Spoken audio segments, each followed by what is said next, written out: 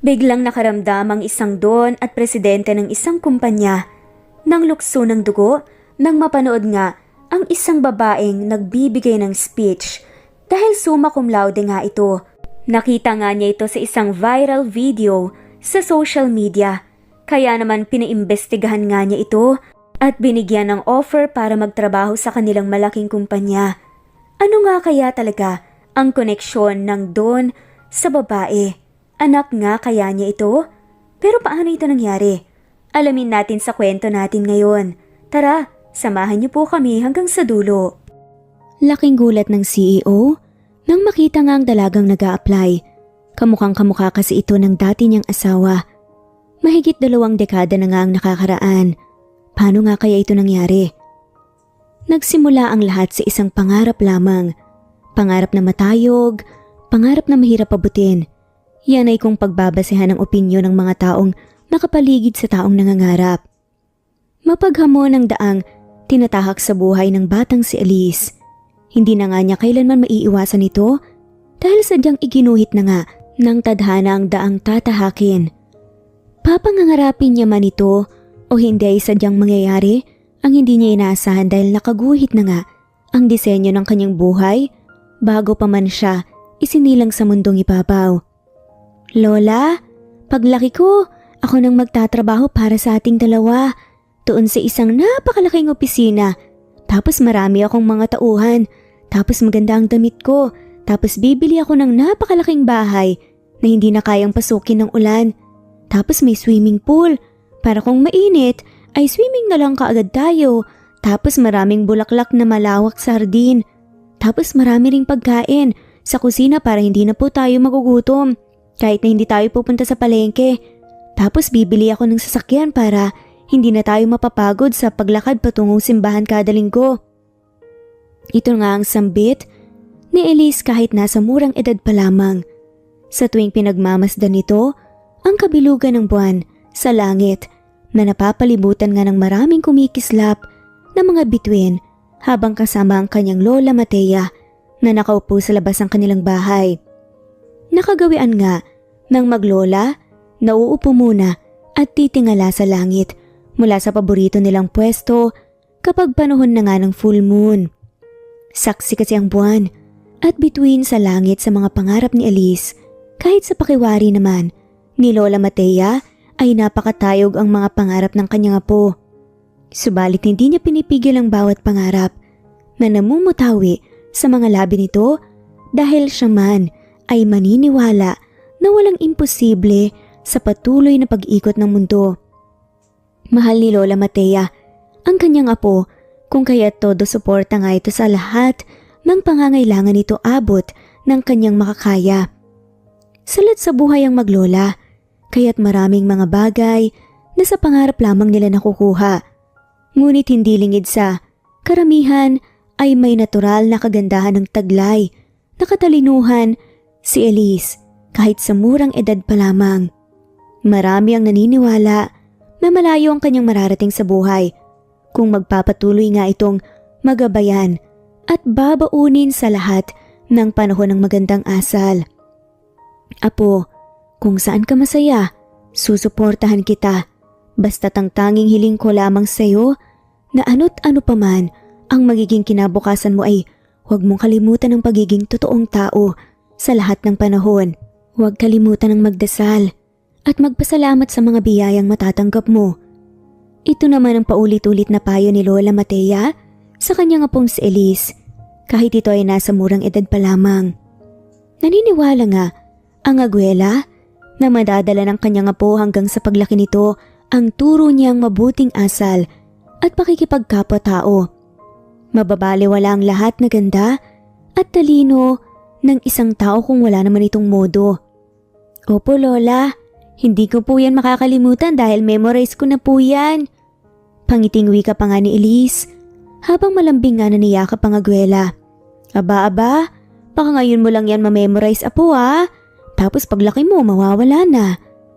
Panunuri pa nga ni Lola Matea kay Elise na patuloy pa rin na nakatingala sa langit.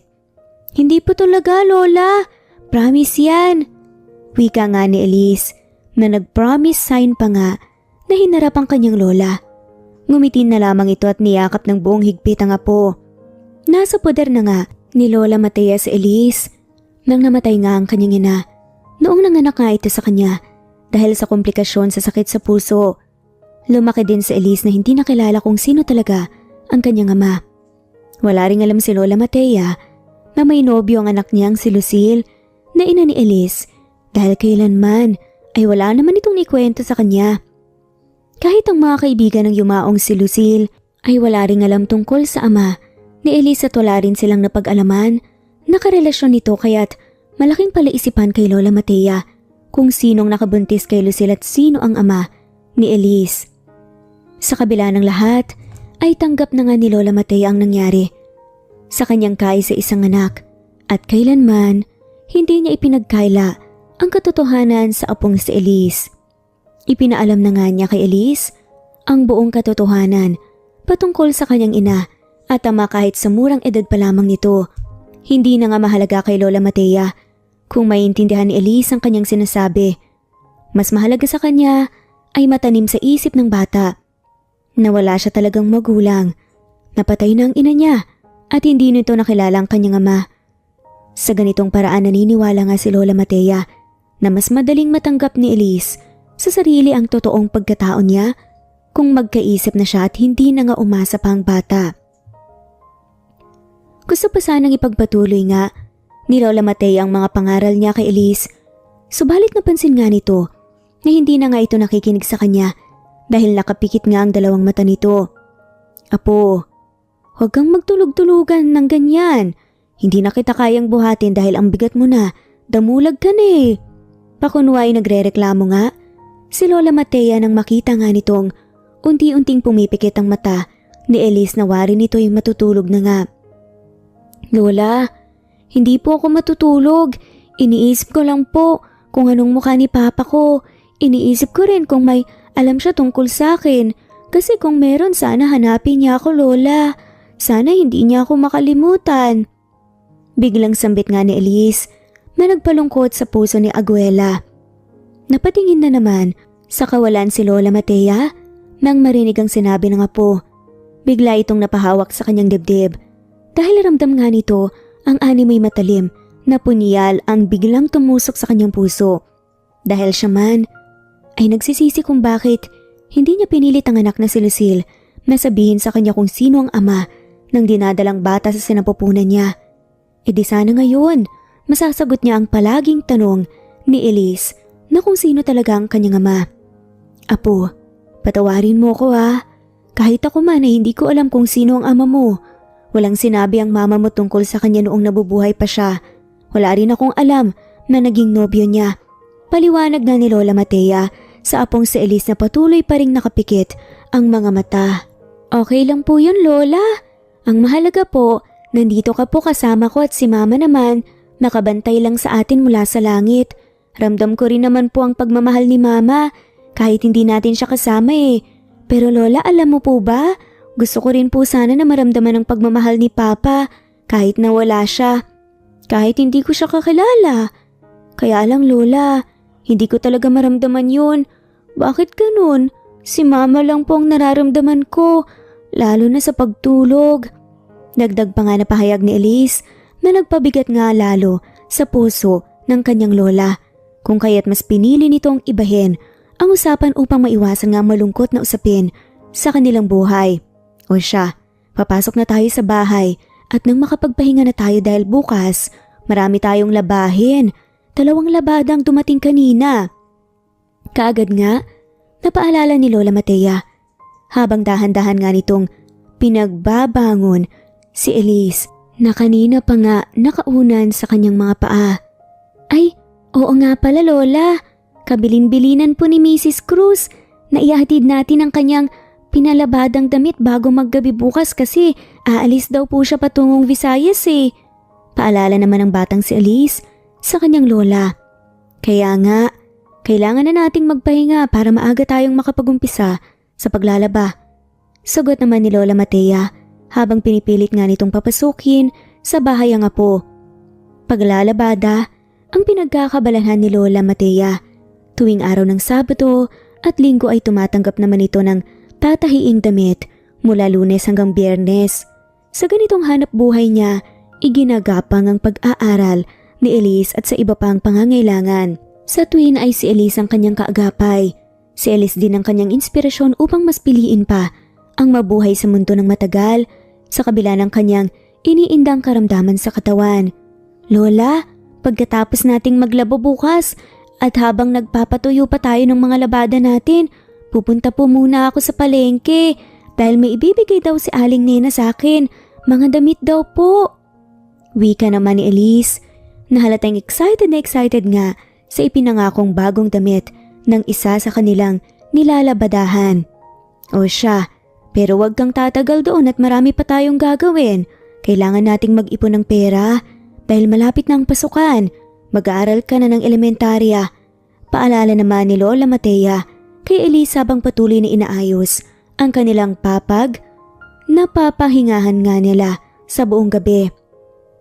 Hindi na nagtataka si Lola Matea na maraming mga taong nagbibigay ng kung ano-anong bagay sa kanyang apong si Elise dahil magiliw at masipag ito.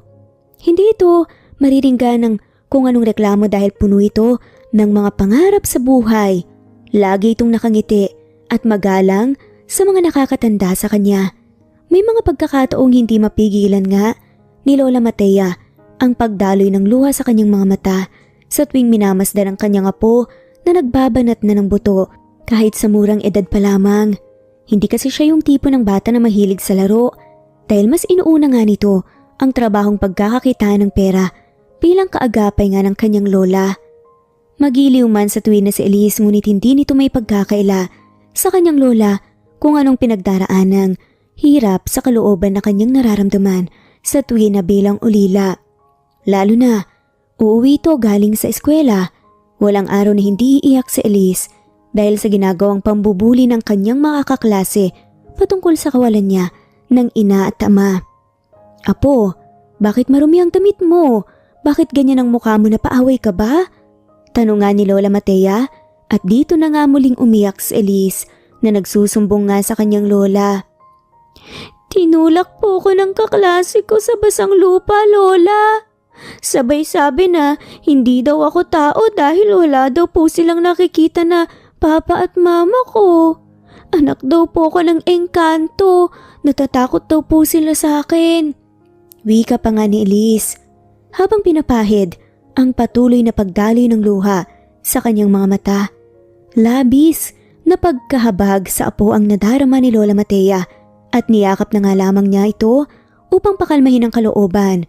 Sa tuwin ay hindi pinalalampas ni Lola Matea ang ginagawang pang-aalipusta sa kanyang apo kaya't kinabukasan pumunta nga ito sa paaralan at muli na namang kinausap ang guro ng mga bata.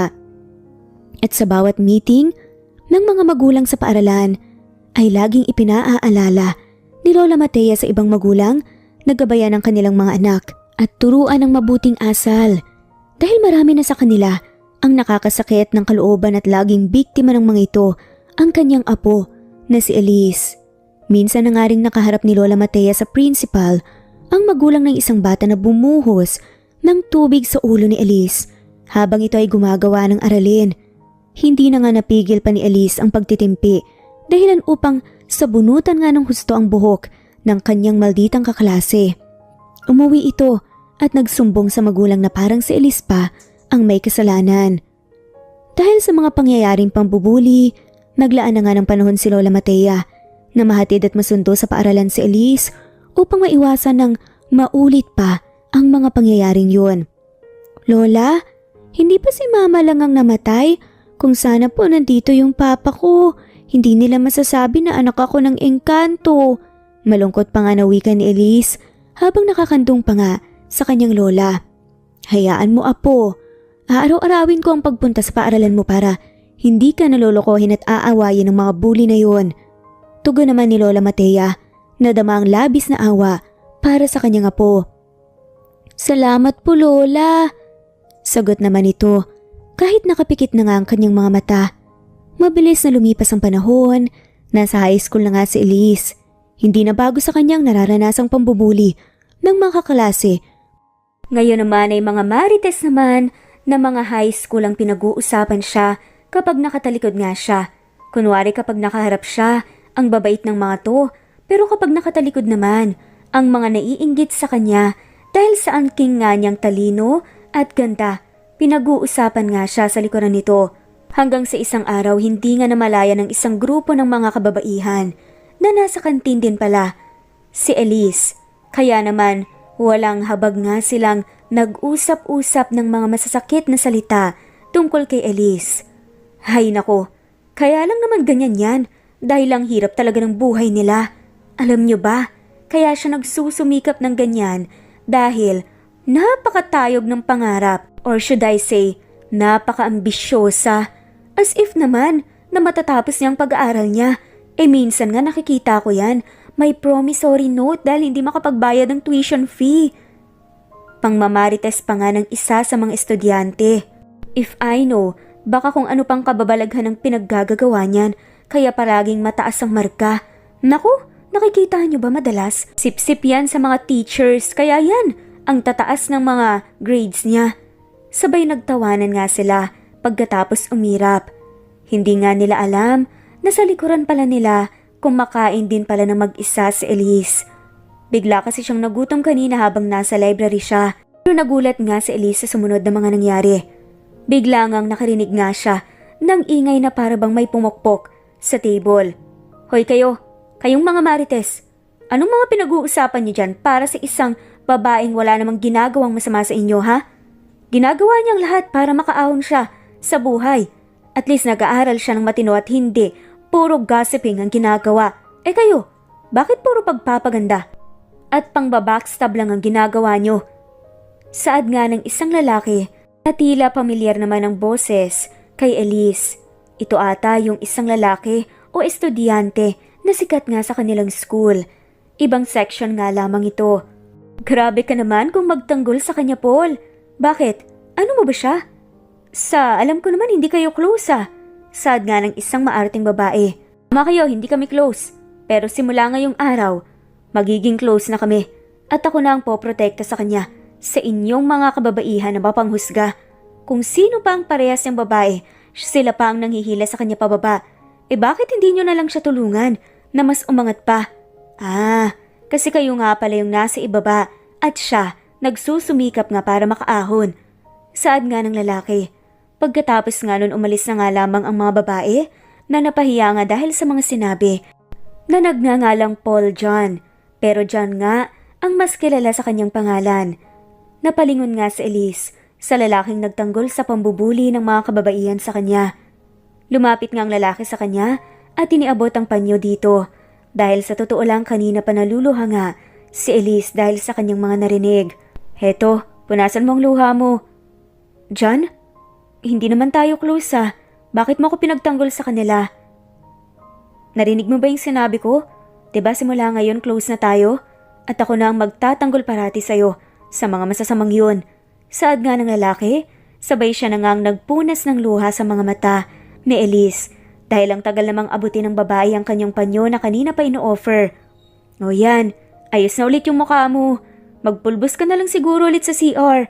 Saad nga nito sabay napatawa na nga si Elise dahil kung ano-ano nga ang kwelang pinagsasasabi sa kanya ng lalaking mas kilala bilang John. Mo pa ako pinagtanggol sa kanila. Baka mamaya hindi ka iboto ng mga yon. Di ba tatakbo ka na student council? Paano yan? Nag-aalalang saad pa nga ni Elise sa isang sikat na estudyanteng to. Heartthrob pa nga siya kung maituturing. Hayaan mo yun. Ginawa ko lang naman ng tama di kung ayaw nila akong iboto di wag. Saad pa nga nito na nagpangiti nga sa babae. Hindi niya akalain na ang mukhang heartthrob na ito na mukhang masungit ang nagtanggol sa kanya. Naupo nga ang lalaki at doon nga sila nagsimulang magkwentuhan na para bang kinikilala nga ng lalaki si Elise. Nung una, naiilang pa nga si Elise pero nung kalaunan nga, unti-unti na nga siyang nag-open up dito. At nang tumatawa na nga si Elise, ayan, ganyan dapat. Tumawa ka na lang ng tumawa, hayaan mo yung mga nambubuli na yun. Silang may problema sa kanilang sarili at buhay. At hindi ikaw. Ang ganda mo pa naman pag mumingiti. Doon nga, nakaramdam nga ng pagbilis ng tibok ng puso si Elise. Simula nga noon, Naging matalik na magkaibigan na nga ang dalawa. Parating hinahatid sundo nga ng lalaki si Elise sa kanyang classroom at sa kanilang bahay nga.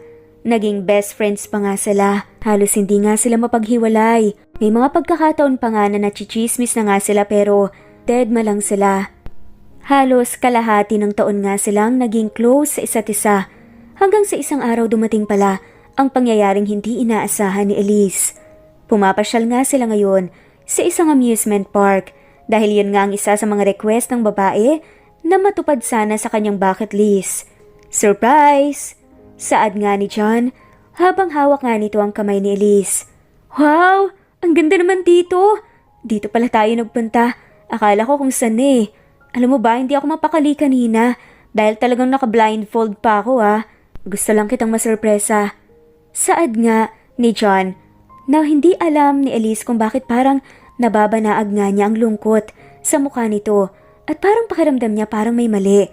Pero pinagsawalang bahala na nga lamang niya yun. Sumakay nga sila sa mga rides, extreme at kung ano-ano pa. Nung una nga natatawa pa nga si Elise dahil mas natatakot pa nga kaysa sa kanya si John.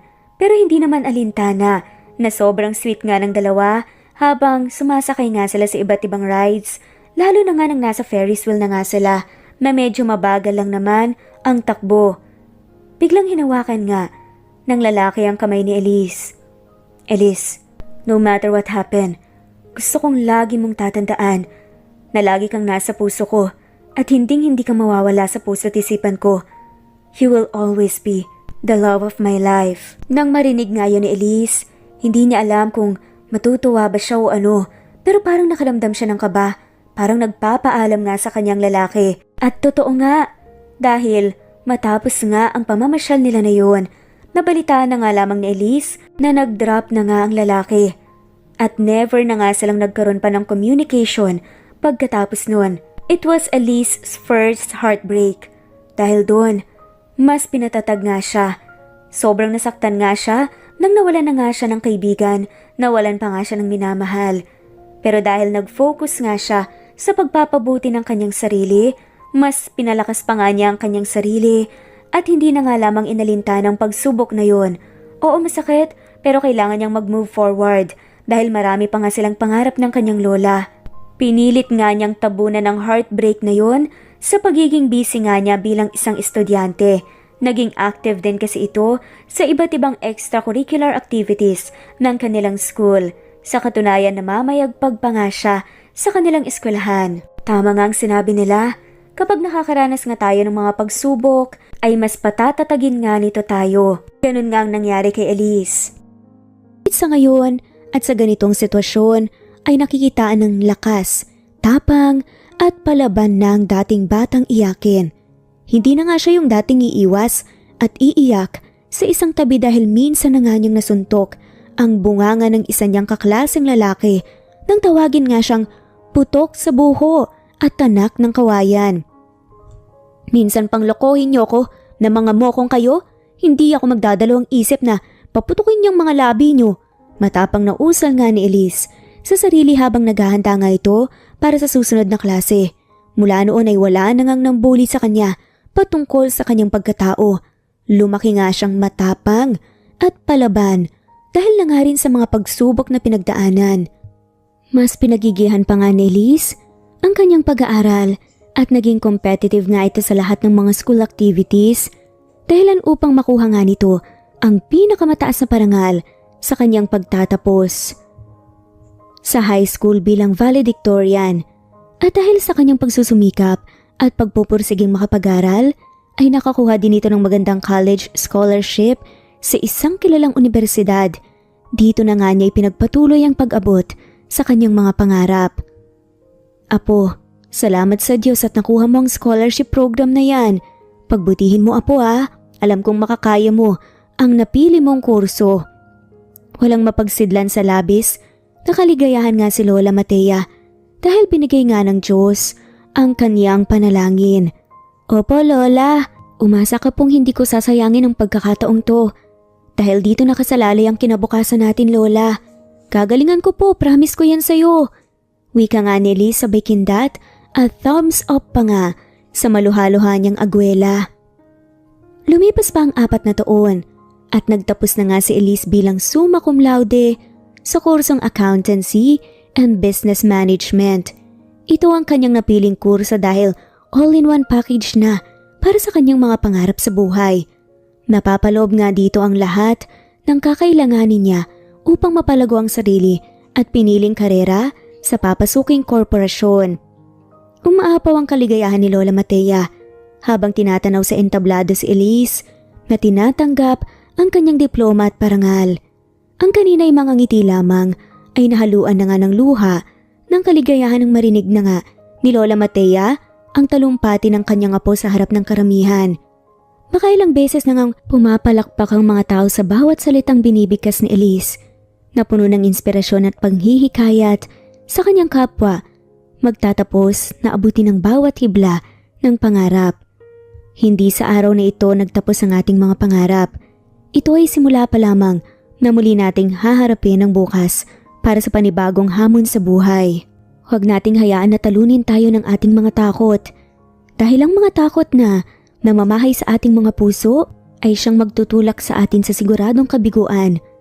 Ako po ay si Elise, nakasabay ninyong magtatapos ngayong taon. Mahirap at walang kinagis ng mga magulang. Pero ito ang nagtulak sa akin para mas maging matatag at magsumikap sa buhay. Lumaki ako sa piling ng lola na matanda na at may sakit pa, ang humahamon sa inyo na huwag tigilan ang pag-abot sa bawat hibla ng pangarap sa ating buhay.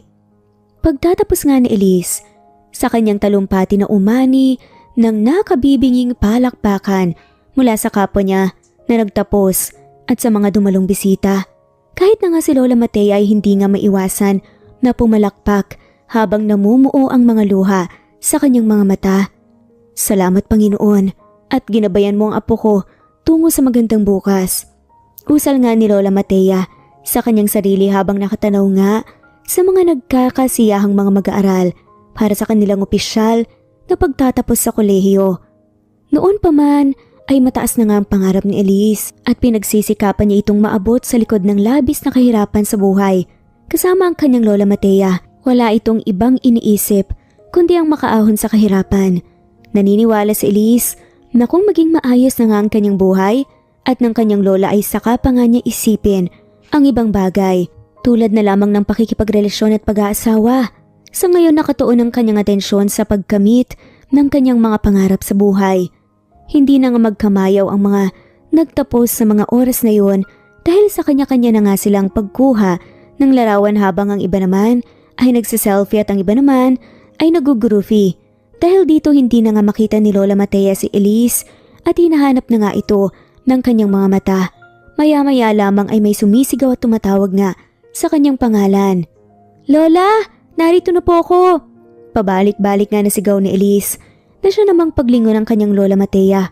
Patakbong nilapitan nga ni Elise ang kanyang agwela at kaagad na sinabit nito ang nakuhang medalya. Apo Elise, para ano itong sinabit mo sa leeg ko? Nagtatakang tanong nga ng kanyang lola. Lola, yan po ang nakuha kong medalya bilang summa cum laude. Alay ko po sa inyo yan dahil ikaw naman po talaga ang totoong summa cum laude ng buhay ko. Wika pa nga ni Elise na tuluyan na ngang nagpaluha kay Lola Matea. Lola, huwag ka na pong umiyak. Nandito na tayong dalawa sa simula ng pag-abot ng ating mga pangarap. Wika naman ni Elise habang yakap na nga ang naluluhang agwela. Oo apo, sabay nating pagsisikapan abutin ang mga pangarap nating dalawa. Tugon nga ni Lola Matea sa hamon ni Elise sa kanya. Nag-viral nga ang graduation speech ni Elise sa iba't ibang social media platforms. Milyon-milyon katao sa buong mundo ang nakapanood nito. Naging panauhin nga siya sa iba't ibang podcast at TV programs. Dito inilahad ni Elise ang karanasan sa buhay mula sa kawalan ng pananalapi hanggang sa pasakit ng kalooban dahil sa naranasang panghuhusga sa lipunang kanyang ginagalawan. Naging totoo si Elise sa kanyang sarili at wala nga siyang ikinahihiya kahit sabihin pang hindi niya kailanman nakilala ang kanyang ama dahil walang sinabi ang kanyang sumakabilang buhay na ina. Umani ng papuri nga si Elise mula sa mga nakapanood ng kanyang interview. Ginawa itong gabay ng mga kabataan na nagsusumikap ding makamit ang kanilang mga pangarap sa buhay. Ang viral graduation speech at viral interview nga ni Elise ang nakarating sa kaalaman ni Don Julio Cesar nang makita nga ang dalaga sa balita sa telebisyon. Dahil dito nahikayat na nga rin ng mayamang CEO at certified bachelor sa mundo ng mga negosyante na hanapin sa social media ang graduation speech at iba pang interview ni Elise.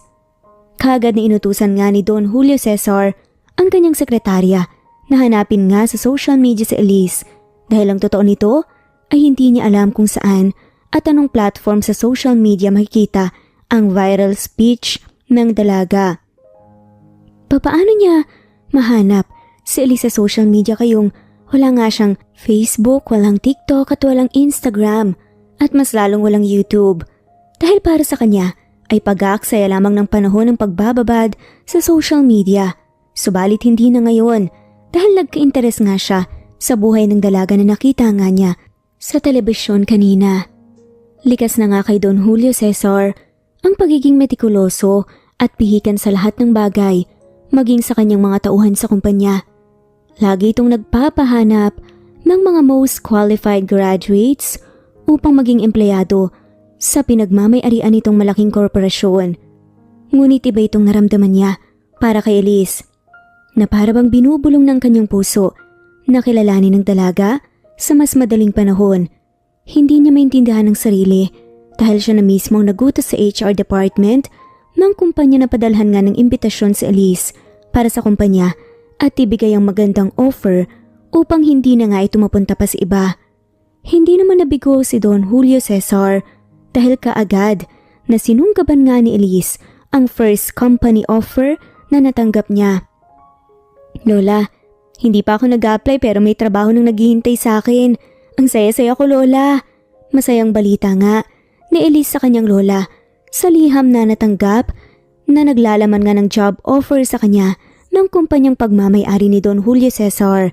Dahil dito ay hindi na nga pinahirapan pa ng dalaga ang makapasok nga sa trabaho. Oo, apo ko, dahil mabait kang bata at matyaga. Kahit na si Lola Matea ay halos hindi rin magkamayaw sa labis na kaligayahan dahil sa sunod-sunod na grasya na kanilang natatanggap. Gabi pa lamang ay pinaghahandaan na nga ni Elise ang unang araw ng pagpasok nga sa trabaho kinabukasan. Maayos na nga itong nagplansya ng damit na susuotin sa opisina. Maaga na rin itong natulog upang maagang magising bukas ng umaga. Kailangan pa nga niyang mag-commute sa jeep ng 2 beses bago marating ang papasukang trabaho. Lola, gisingin po niyo ako ng maaga bukas. Ayoko pang malit sa unang araw ko ng trabaho. Ipagdasal niyo po ako, Lola, dahil kinakabahan po ako na-excited. Wika pa nga ni Elise habang inaayos nga ng kanyang lola ang kanilang higaan. Oo naman na po, araw-araw nga kitang ipinagdarasal. Halika, matulog na tayo. Tugon naman ni Lola Matea. Umaga na nga at handang-handa na nga si Elise na harapin ang panibagong hamon sa kanyang buhay. Bumiyahe na nga ito ng 2 beses na sakay sa pampasaherong jeep patungo sa papasukang trabaho. Makalipas ang halos 30 minutos ay nakatayo na nga ang dalaga sa harap ng gusaling papasukan. Napatingin nga ito sa paligid na animoy inaaral ang bawat galaw ng mga tao. Nahuli din ng kanyang tingin ang iba't ibang sasakyan na nakaparada sa parking area ng gusali. Sa isipan ni Elise ay sa mga empleyado ang mga sasakyang nakita niya. Balang araw, magkakaroon din ako ng sasakyan. Usal nga ng isip ni Elise habang binabaybay na nito ang daan patungo sa bungad ng gusali. Kaagad na tinungo nga ni Elise ang elevator kaya lang bigla nga siyang pinigil ng gwardya. Hindi niya maintindihan kung bakit, kaya hinarap niya ito. Mamang guard, bakit po? Kaagad nga niyang tanong sa gwardya. Ma'am, nasa likuran po ninyo ang may-ari ng kumpanya. Mahinang sagot nga ng gwardya habang pasimpleng tinuro nga gamit ang mga mata sa direksyon kung saan nakatayo ang CEO at ang mga kasama nitong sekretarya at bodyguards. Kaagad namang naintindihan ni Elise ang ibig sabihin ng gwardya, kaya pasimple nga siyang lumingon at nakita nga niya ang walang imik na nakatayong hindi naman nakatanda ang lalaki na maayos at malinis ang suot at medyo Naamoy pa nga nito ang pabangong gamit. Umatras ng ilang hakbang si Elise at inilagay ang sarili sa isang tabi. Hindi naman nagdalawang isip si Elise na batiin ang may-ari ng kumpanya. Ngunit biglang kinabahan ng dalaga sa naging reaksyon ng CEO dahil nakatitig lang ito sa kanya at hindi man lang ito nakitaan ng kahit kaunting ngiti sa mukha. Lumaki nga ang mga singkit nitong mata. May nakatingin sa kanya. Napayuko si Elise dahil sa buong akala niya ay naiirita sa kanyang may-ari ng kumpanya na si Don Julio Cesar. Nakahinga ng maluwag si Elise nang bumukas na nga ang bungad ng elevator dahil papasok na nga si Don Julio Cesar kasama ang dalawang babae na sa tansya niya ay personal assistant at sekretarya nga ng CEO at sumunod naman dito ang dalawang bodyguards. Akmang pipindutin na nga ng bodyguard ang close button ng elevator nang marinig nga ni Elise ang boses ng CEO na nagutos sa kanyang isa pang bodyguard. Sandali, huwag mo munang isarado ang elevator. Utos nga nito na may himig ng otoridad. Napatingin si Elise sa loob ng elevator at nakita nitong tinatawag nga siya ng CEO at inanyayahan ngang sumabay na lamang sa kanila. Halika, sumabay ka na sa amin. Payak na wika nga ni Don Julio Cesar. Medyo dumikit ang bali 100 hiya sa katawan ni Elise. Subalit kinapalan na nga lamang niya ang kanyang muka dahil ilang minuto na nga lang din ang nalalabi ay mahuhuli na nga siya sa oras sa unang araw na kanyang pasok sa opisina. Bago pa man magsarado ang bungad ng elevator ay mabilis na pumasok nga si Elise at pumesto nga ito sa unahan. Nahuli pa nga ng kanyang mga mata na napakamot na nga lamang sa ulo ang gwardyang kanina'y pumigil sa kanya. Hindi alam ni Elise kung bakit ganun ang nakitang reaksyon ng gwardya na parabang balisa at nabigla sa kanyang pagsakay sa elevator kasama ang CEO ng kumpanya. Ngunit hindi na nga lamang niya ito binigyan pa ng malaking puwang sa kanyang isipan dahil nagmamadali na nga siya at maghahanda pa para sa orientation ng kanyang magiging trabaho sa kumpanya. Bahala ka dyan, Mamang Card. Mamaya na lang kita tatanungin. Usal pa nga ni Elise sa kanyang isip. Habang umaandar na nga pa itaas ang elevator, ramdam nga ni Elise na nakatingin sa kanyang CEO na si Don Julio Cesar. Sadyang umiiwas ang dalaga na tumingin sa salamin dahil paniguradong magtatama ang kanilang mga paningin. Nakahinga ng maluwag si Elise nang bumukas na nga ang pinto ng elevator sa 8th floor dahil makakalabas na nga siya. Mabilis nga itong nagpaalam at nakita naman niya ang bahagyang pagtango ni Don Julio Cesar at sa kanyang pagkakaalam, nasa 10th floor ang opisina nito at doon isasagawa ang kanyang final orientation. Bigla namang napayuko si Don Julio Cesar nang unang lumabas mula sa sinakyan nilang elevator ang dalagang si Elise na para bang may iniisip at nalulungkot ang mukha nito.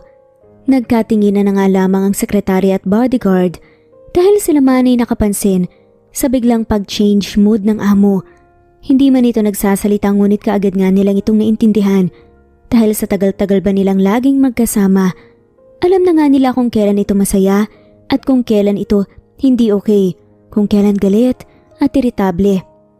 Pakiwari nila ay nalulungkot ang amo dahil makailang beses nila itong nakita na humugot ng malalim na hininga, parang may gustong sabihin ngunit pinipigil nga ang sarili.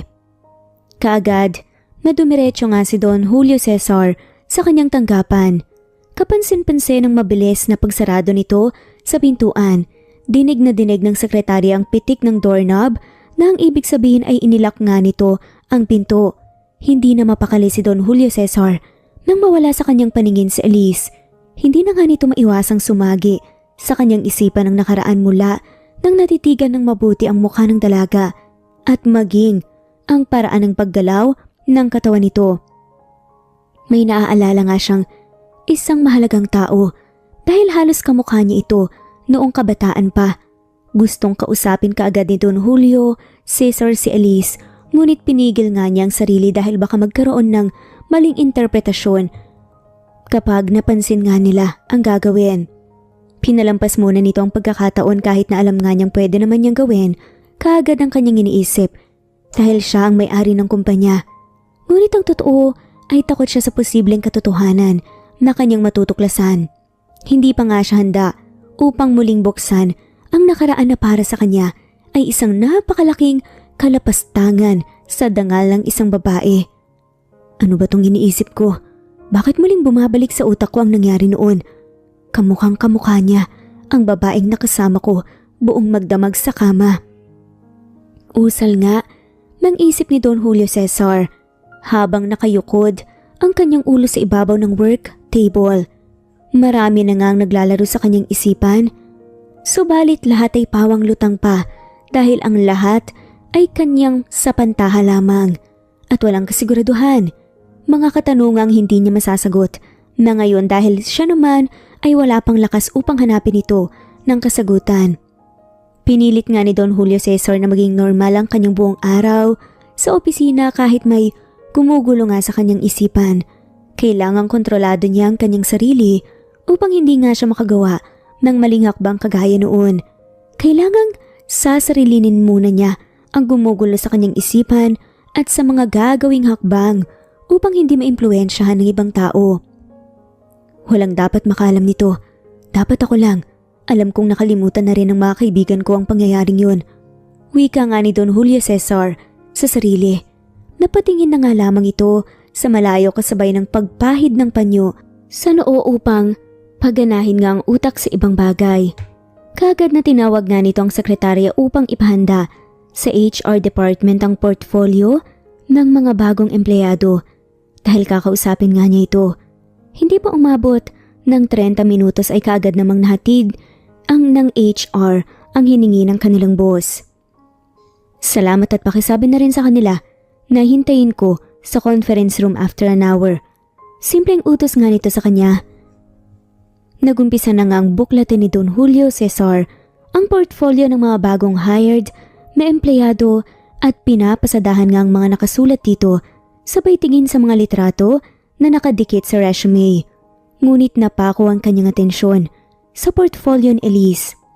May ilang minuto ring sinisipat-sipat nito ang litrato ng dalaga pati na nga ang pagbabasa sa bawat detalye ng kanyang resume at muli na namang sinipat ang larawan na nasa harapan niya. Hindi talaga nakakalayo ang kanilang muka.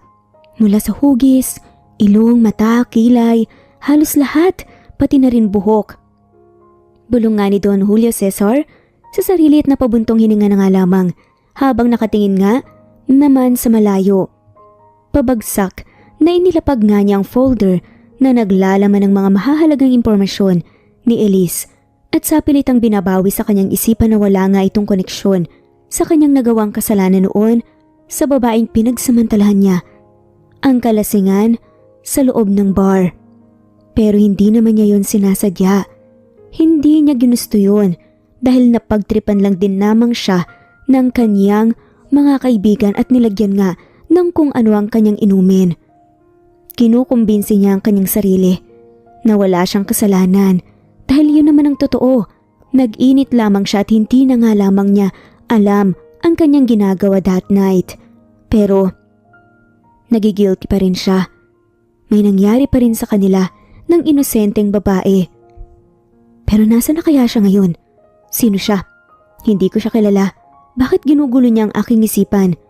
Bulong nga ng isip ni Don Julio Cesar habang paulit-ulit ang pagbubuntong hininga. Gusto pa nga sana niyang muling buklatin ang folder ngunit lumalaban na nga ang kanyang isipan na tama na, huwag na. Mula nang mangyari ang hindi kanais-nais sa bar, may 2 dekada na nga ang nakaraan, hindi pa rin makalimutan ni Don Julio Cesar ang magandang mukha ng babaeng birhen.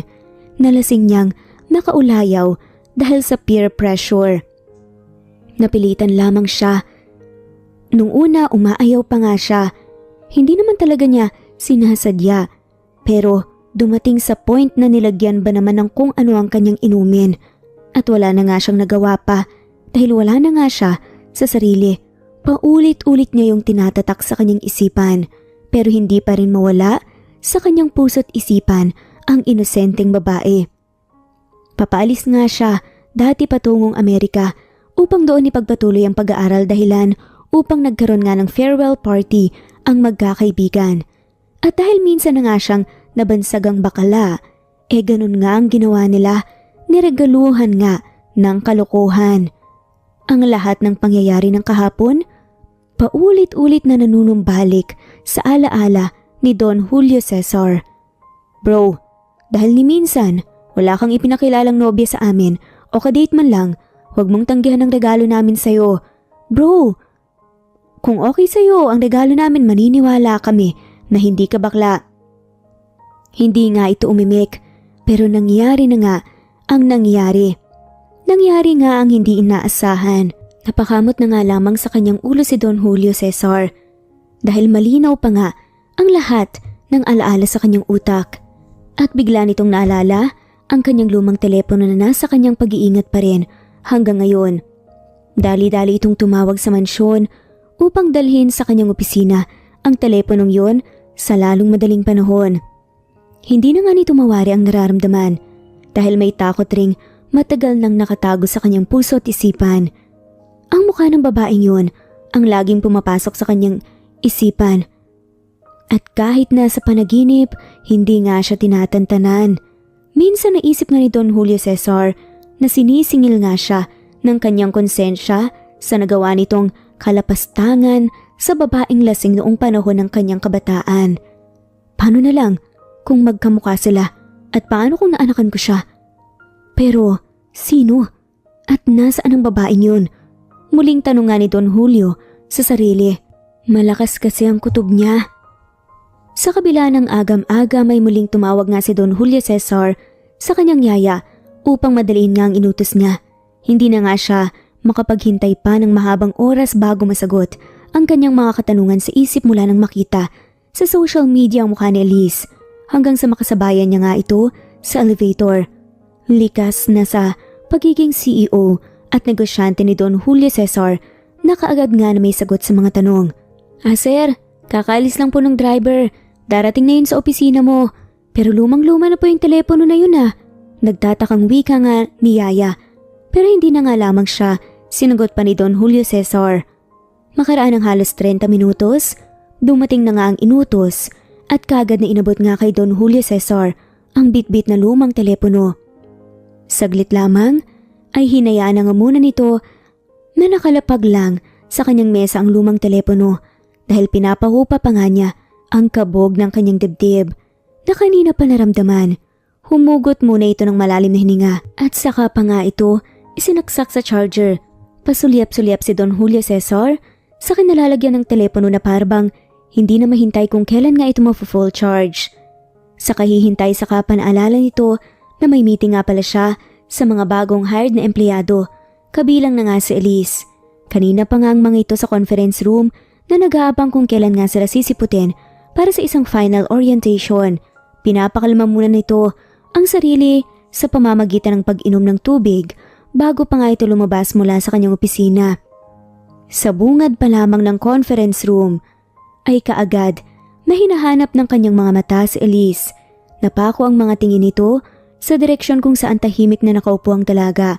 Pasimpleng umupo sa pinakadulo ng conference table si Don Julio at sinimulang kinausap nga ang mga bagong empleyado. Sa katunayan, hindi nga niya ito ginagawa dahil inaasa na nga niya ang lahat sa HR department. Ngunit iba ito ngayon dahil may gusto nga siyang makita at personal na makausap at malaman. Ginamit lamang niya ang kanyang otoridad bilang may-ari ng kumpanya upang magawa ang ninanais na makaharap ng matagal si Elise. Kahit ang mga taga-HR department na nibago nga rin sa ginagawa ni Don Julio dahil ngayon lang ito umarap sa mga bagong hired na empleyado. Makaraan ng halos 2 oras na orientation ay isa-isa naman niyang pinatawag ang mga to sa kanyang opisina para sa one-on-one interview at ang pinakahuli na nakapasok sa opisina nito ay si Elise. Medyo kinabahan nga si Elise dahil makaharap nga niya ng solo ang may-ari ng kumpanya na kilalang istrikto at metikuloso nga sa lahat ng bagay. Ngunit hindi nagpasindak si Elise dahil alam naman niyang sa kanyang sarili na kaya niya ang magiging trabaho sa kumpanya kahit wala nga siyang karanasan sa mundo ng korporasyon at willing naman siyang matuto. Pinapasok na nga si Elise ng sekretarya at kaagad na pinaupo sa harap ng isang malaking office table. Nakapansin ang paninibago ang sekretarya sa mga kilos ni Don Julio Cesar dahil ngayon lang niya nakikitaan na tumatagal ito sa kanyang coffee room kahit alam na nga nitong may taong naghihintay sa kanya sa loob ng kanyang opisina. Hindi na nakatiis pa ang sekretarya kaya't pumasok na nga ito sa kinaroroonan ng boss at nakitang hindi naman ito nagkakape kundi nakatayo lamang ito malapit sa bintana at nakatingin nga sa labas. Sir, excuse me po. Nasa office niyo na po ang bagong empleyado na si Miss Elise. Pasimpleng wika nga ng sekretarya.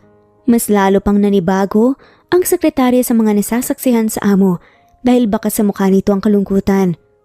Oo, minsan lang tumatawa at may kamahalan ng mga ngiti ng kanyang amo subalit kailanman ay hindi nakikitaan nga ng lungkot ang mukha nito. Tahimik man ngunit masigla ang mga mata nito lalo na't may kausap na ibang tao. Mabait si Don Julio Cesar. Kahit likas na ang pagiging tahimik nito, nasawari ng mga empleyado na ang singkit na mata lamang nito ang nakikipag-usap sa kanila. At kung magsasalita man ito, ay piling-pili ang mga salitang binibitawan. Maingat talaga. Lalabas ako, Julie. Saglit lang. Sagot nga ni Don Julio sa sekretarya matapos nga itong nagbuntong hininga.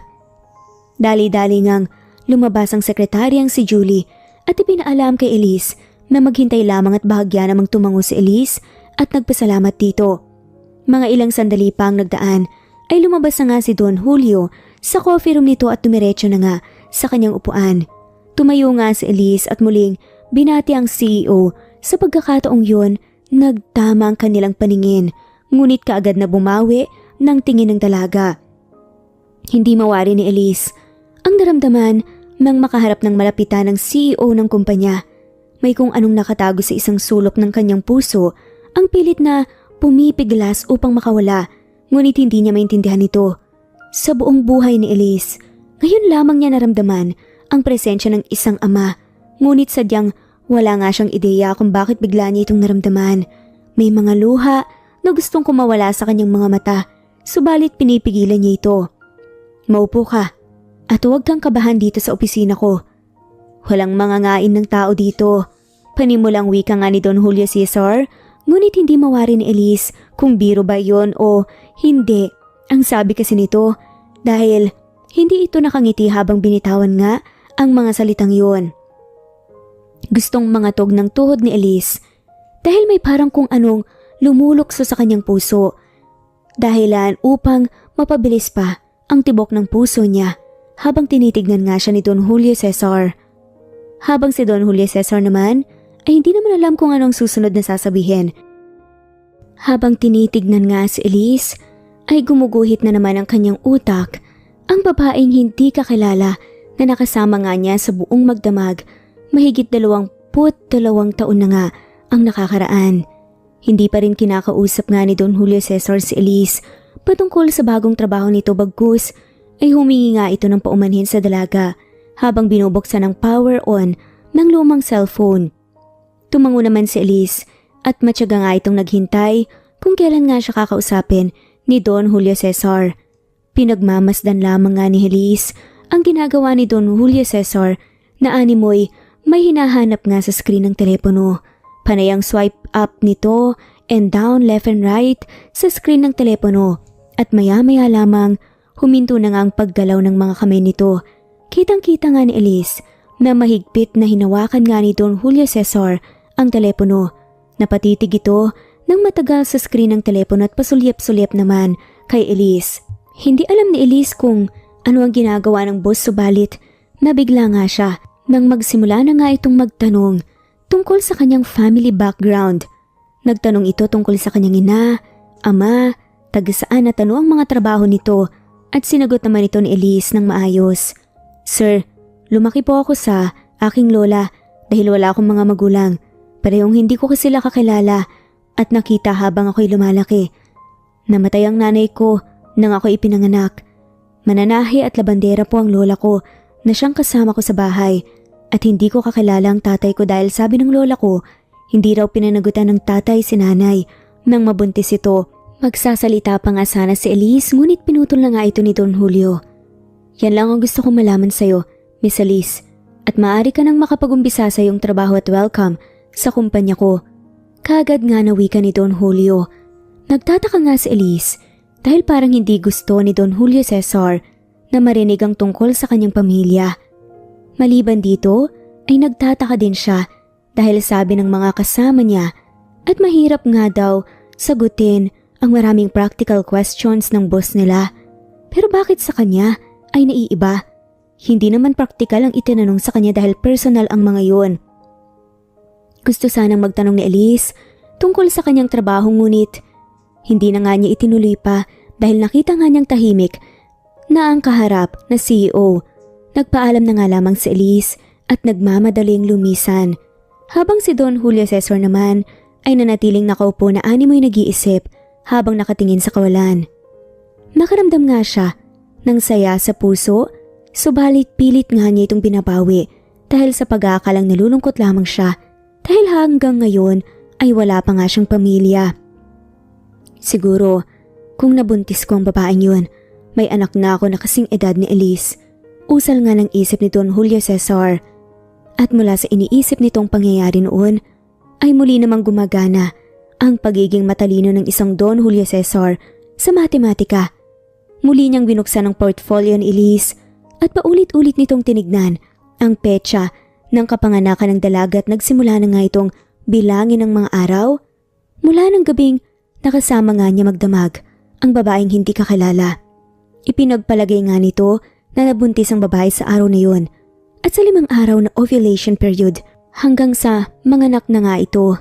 Makailang beses na kinakalkula nito ang mga araw at laging malapit ito sa araw ng kapanganakan ng dalaga.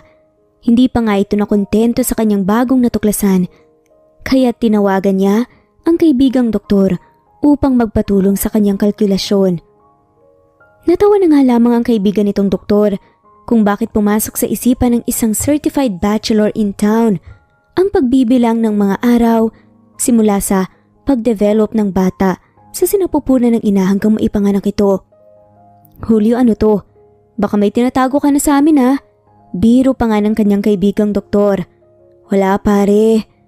Naisipan ko lang ito dahil may gagawin kaming project tungkol sa mga buntis. Pagsisinungaling na nga lamang ng Don. O siya. Naniniwala na ako sa'yo. Ipapadala ko sa'yo ang sagot. Sa pa-assignment mo, formula pati visual aid ipapadala ko sa'yo para maintindihan mo. Kaagad namang sagot ng kaibigan ni Don Julio. Salamat pare. Maasahan ka talaga. Hintayin ko ang sagot mo ha. Nakangiting tugon naman ni Don Julio bago nga nagpaalam sa kausap. Lunch break na nga ng mga empleyado at ang lahat ay halos nagkita-kita na nga sa cafeteria at bago dumiretso sa kainan ay dinaanan muna ni Elise ang problemadong gwardiya kanina. Natuklasan nga ni Elise na nakasanayan na nga ng lahat. Sa opisina na kailangang maunang sumakay sa elevator, si Don Julio at walang kasamang iba maliban nga sa close-in assistant niya. Kaya nabigla ako kanina, Miss Elise. Sorry po. Sorry Mamang Guard, hindi ko po kasi alam eh. Okay lang yun, Miss. At dahil nga mga baguhan sa kumpanya, mahinang napag-usapan ng grupo ni Elise ang napagdaanan sa interview. Ikaw naman magkwento, Elise. Siguradong gisado ka dahil ikaw ang pinakamatagal bago lumabas. Wika pa nga ng isa. Oo nga, malapit na kaming makatulog, kakahintay sa'yo kanina eh.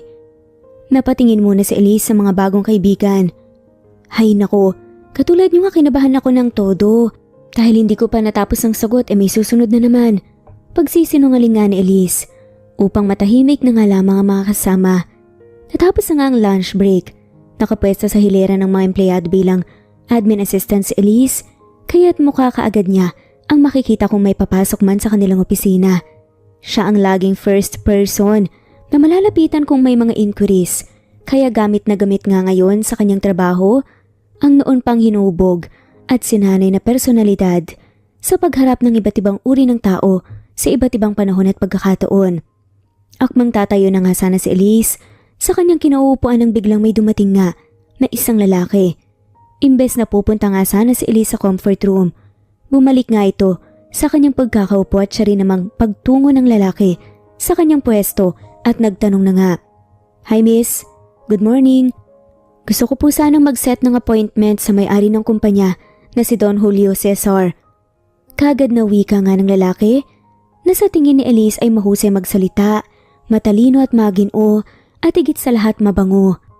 Tinititigan nga niya ito ng matagal at sa unang pagkakataon ay kinilig nga si Elise sa kagwapuhan ng lalaki dahil sadyang gwapo nga naman kahit sa unang tingin pa lamang. Pero parang may iba pa nga siyang nararamdaman at parang pamilyar ang lalaki sa kanya. Sir, nasa 10th floor po ang opisina ni Don Julio Cesar. Nandun din po ang kanyang sekretarya. Kami dito ay para lamang sa logistics. Kaagad na wika naman ni Elise habang tinuturo nga ang direksyon ng elevator. Salamat miss. Ako nga pala si Paul. Ikaw, pakilala nga ng binata kay Elise, sabay lahad ng kanyang kanang palad upang makipagkamay nga sa dalaga. Okay Paul, ako naman si Elise, bagong empleyado pa lang ako dito. Sa katunayan po ito ang unang araw ko. Sagot naman ni Elise. Ganun ba? Nice meeting you. Hope to see you again. Kaagad namang tugon ni Paul na sinabayan nga ng matamis ng ngiti.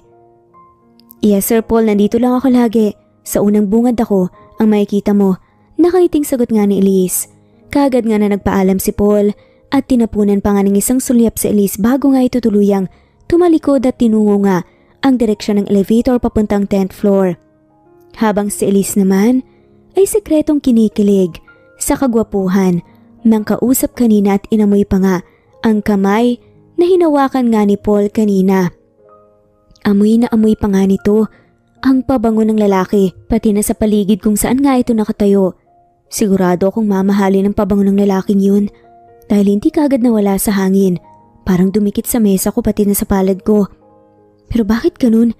Parang iba yung nararamdaman ko Parang matagal na kaming magkakilala. Pakuno ay sabi pa nga ni Elise sa sarili.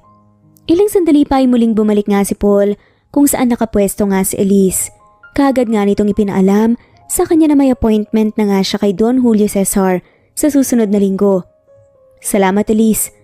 Makikita ulit kita sa susunod na linggo dahil okay na ako sa boss mo.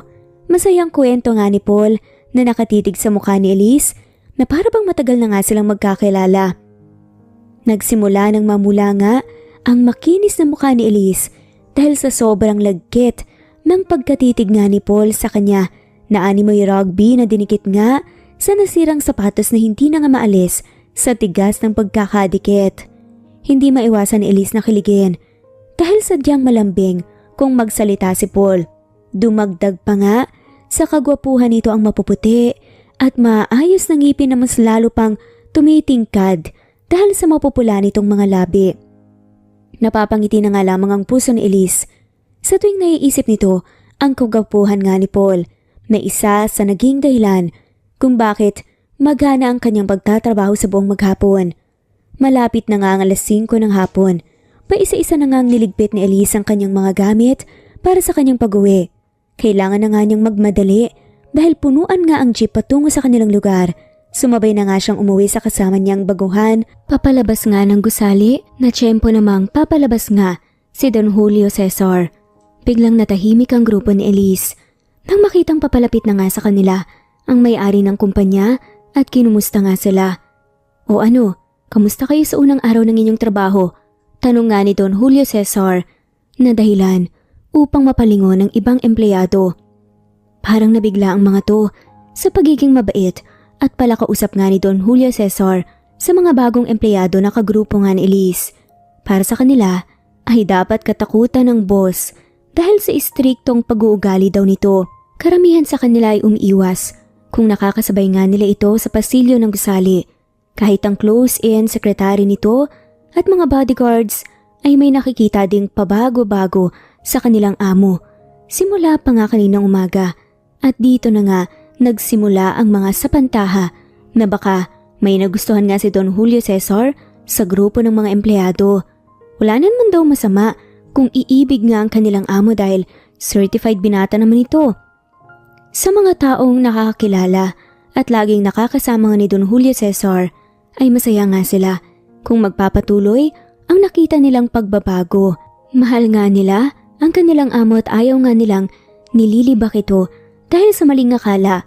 Pero mali nga bang kanilang nakikita?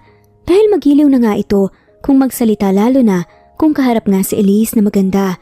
Papauwi na ba kayong lahat? Muling tanong nga ni Don Julio sa grupo ni Elise. Opo sir, sabay-sabay nga nilang sagot. Alin ang mas mabuti? Kung sasabay na kayo sa amin, 2 sasakyan ang dala ko. Ihatid na namin kayo at bago ko kayo ipahatid, magdi-dinner muna tayo. Light dinner lang. para maaga kayong makauwi. Kagad na wika pa nga ni Don Julio Cesar na nagpabigla na naman sa kanila. Kagad nga nitong inutusan ng close-in assistant na si Telma na tawagan ang lagi nilang kinakainang restaurant at magpa-reserve na nga ng seats para nga sa kanila at pagkain na nga rin para sa kanilang hapunan. Nang marinig yun ni Elise, kagad nga itong nag-isip. Ganyan pala ang mayayaman, o-order muna bago pumunta kaya hindi na sila naghihintay pa ng matagal bago makakain. Bulong nga ni Elise sa isip niya. Okay, let's go. Payak na wika nga ni Don Julio Cesar at personal nga niyang inimbitahan si Elise sa sasakyan niya para sumabay. Umayo naman si Elise kahit dumikit na nga ang maraming hiya sa kanyang katawan habang ang mga chismosa naman na nakakita sa kanyang sumakay sa sasakyan ng boss ay binalot na ang utak ng makapal na mali siya. Tahimik lang si Elise habang nasa loob ng sasakyan dahil nahuhuli nga niyang nakatingin si Don Julio Cesar sa kanya sa salamin dahilan upang panay ang kanyang dalangin na makarating agad sa kanilang patutunguhan. Mamang driver, bilisan niyo na po ang pagpapatakbo ng sasakyan para marating na natin ang restaurant. Dasal lang isip nga ni Elise upang maiwasan ang mga tingin sa kanya ng kanyang boss. Mabilis nga nilang narating ang restaurant dahil hindi naman ito kalayuan sa kanilang opisina. Handa na ang mga pagkain at kagad nga silang inimbitahan ni Don Julio Cesar na umupo at simulan na nga ang hapunan. Nahihiyaman ang mga kaibigan ni Elise ngunit hindi na nga nilang magawang umatras pa dahil nasa harapan na nga nila ang masasarap na grasya. Naraos din nila ang hiya dahil ramdam na nga nila ang labis na kabusugan. Isa-isa na nga silang bumalik sa sasakyan upang ihatid nga sila sa kani-kanilang tirahan habang si Don Julio Cesar ay nagpaiwan nga dahil may inuutos pa nga ito sa isang tauhan sa restaurant at nakauwi na nga ng matiwasay si Elise sa kanilang bahay. Nagpasalamat naman ito dahil nalibre pa nga. Lola, nakaka-nervyos na masaya pala sa trabaho. Marami akong bagong kakilala at masungit na mabait ang may-ari ng kumpanya. At Lola, may bago akong kakilala. Ang pogi-pogi niya, parang si Derek Ramsey. Excited pa nga na kwento ni Elise. Napansin ito na biglang kumunot ang noo ng kanyang lola. Ngunit nagpapatuloy pa rin siya sa pagkukwento. Hindi na nakatiis ang kanyang lola kaya nagsalita na nga rin ito habang pinandidilatan nga ng mata si Elise. Kanina ko pa napapansin na po na panay ang banggit mo sa bagong gwapong kakilala mo ha. Bakit? May pumipitik na ba dyan sa puso mo ha?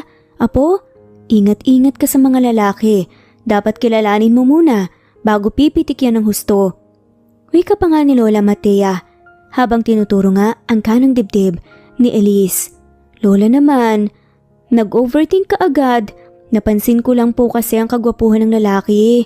Hindi naman ibig sabihin nun gusto ko na siya. Tsaka, nasa tamang edad naman na po ko, diba? Nakangiting paliwanag pa nga ni Elise habang hinahalikan nga ang noo ng agwela.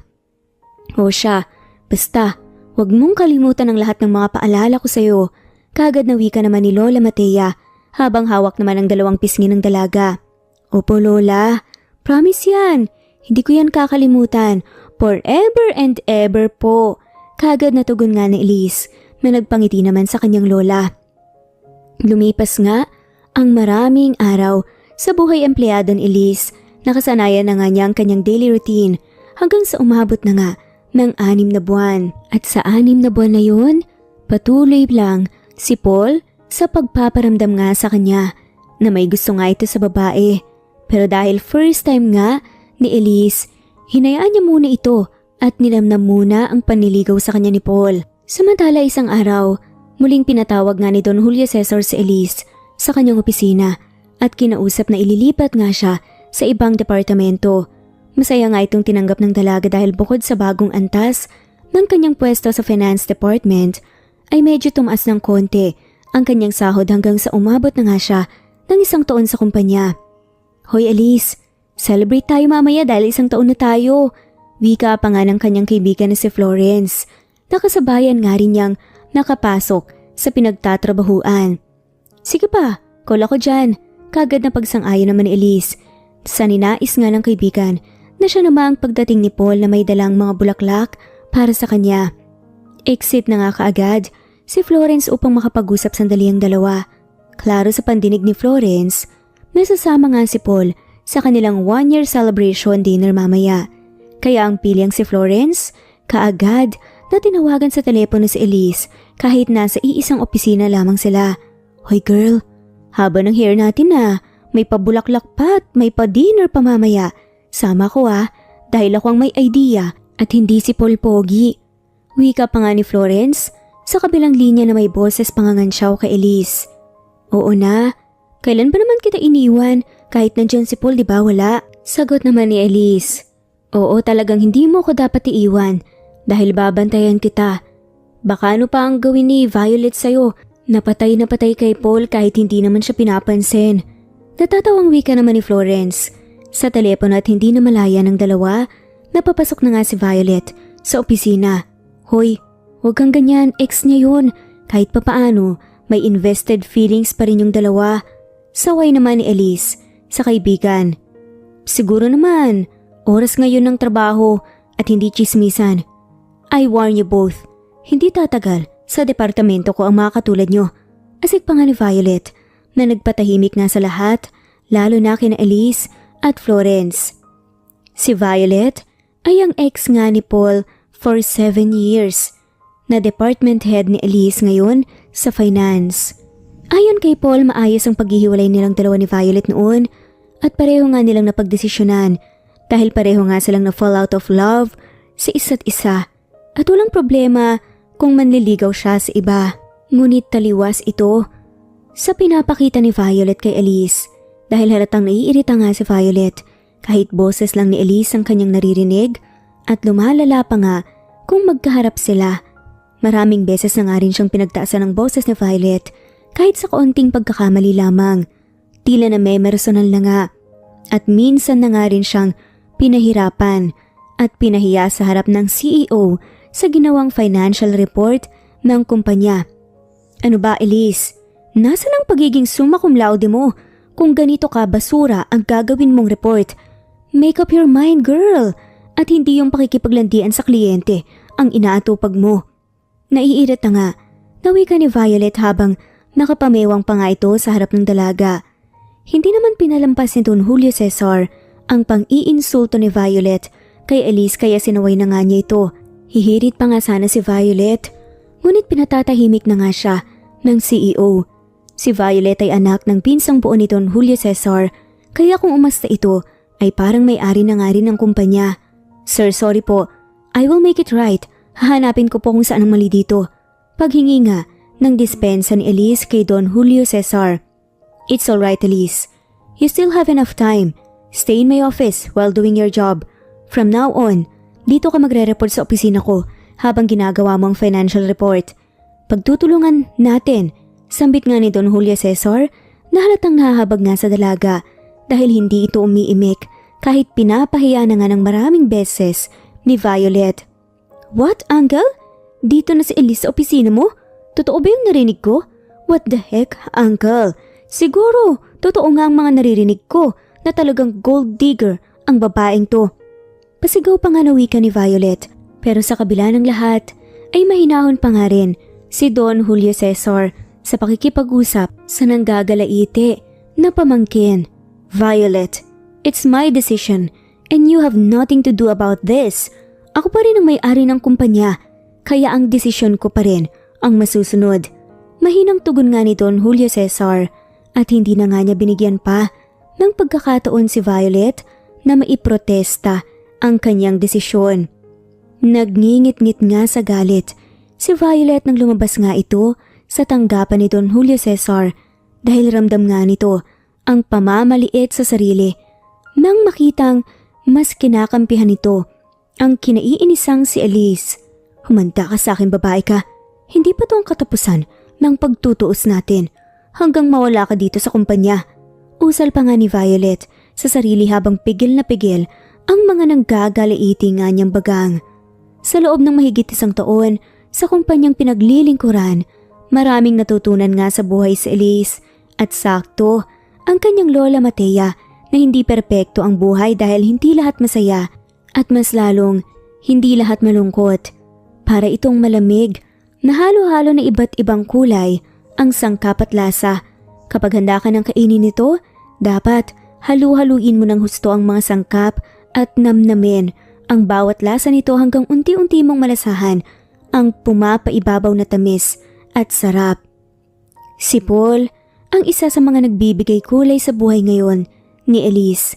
Subalit hindi pa nga siya handa na papasukin ito sa kanyang buhay dahil sa mga pait na dala nito gaya ni Violet na dating karelasyon niya. Hindi niya maintindihan kung bakit pinag-iinitan siya ng labis ni Violet sa opisina gayong hindi pa nga niya sinasagot ang binata. Sa kaibuturan ng kanyang puso ay mahal na nga niya si Paul. Minsan na nga rin niyang napakilala ito sa kanyang lola nang umakyat nga ito ng ligaw sa kanya. Ngunit hindi pa nga siya handa na tanggapin ang pag-ibig ni Paul dahil alam niyang magugulo lamang ang kanyang buhay. Si Paul ang kanyang ideal man. Bukod sa pagiging masipag sa kabila ng pagiging only son ng may-ari ng kumpanyang supplier ng mga office materials sa lahat ng negosyo ni Don Julio Cesar, ay hindi nga ito tumitingin sa agwat ng kanilang pamumuhay.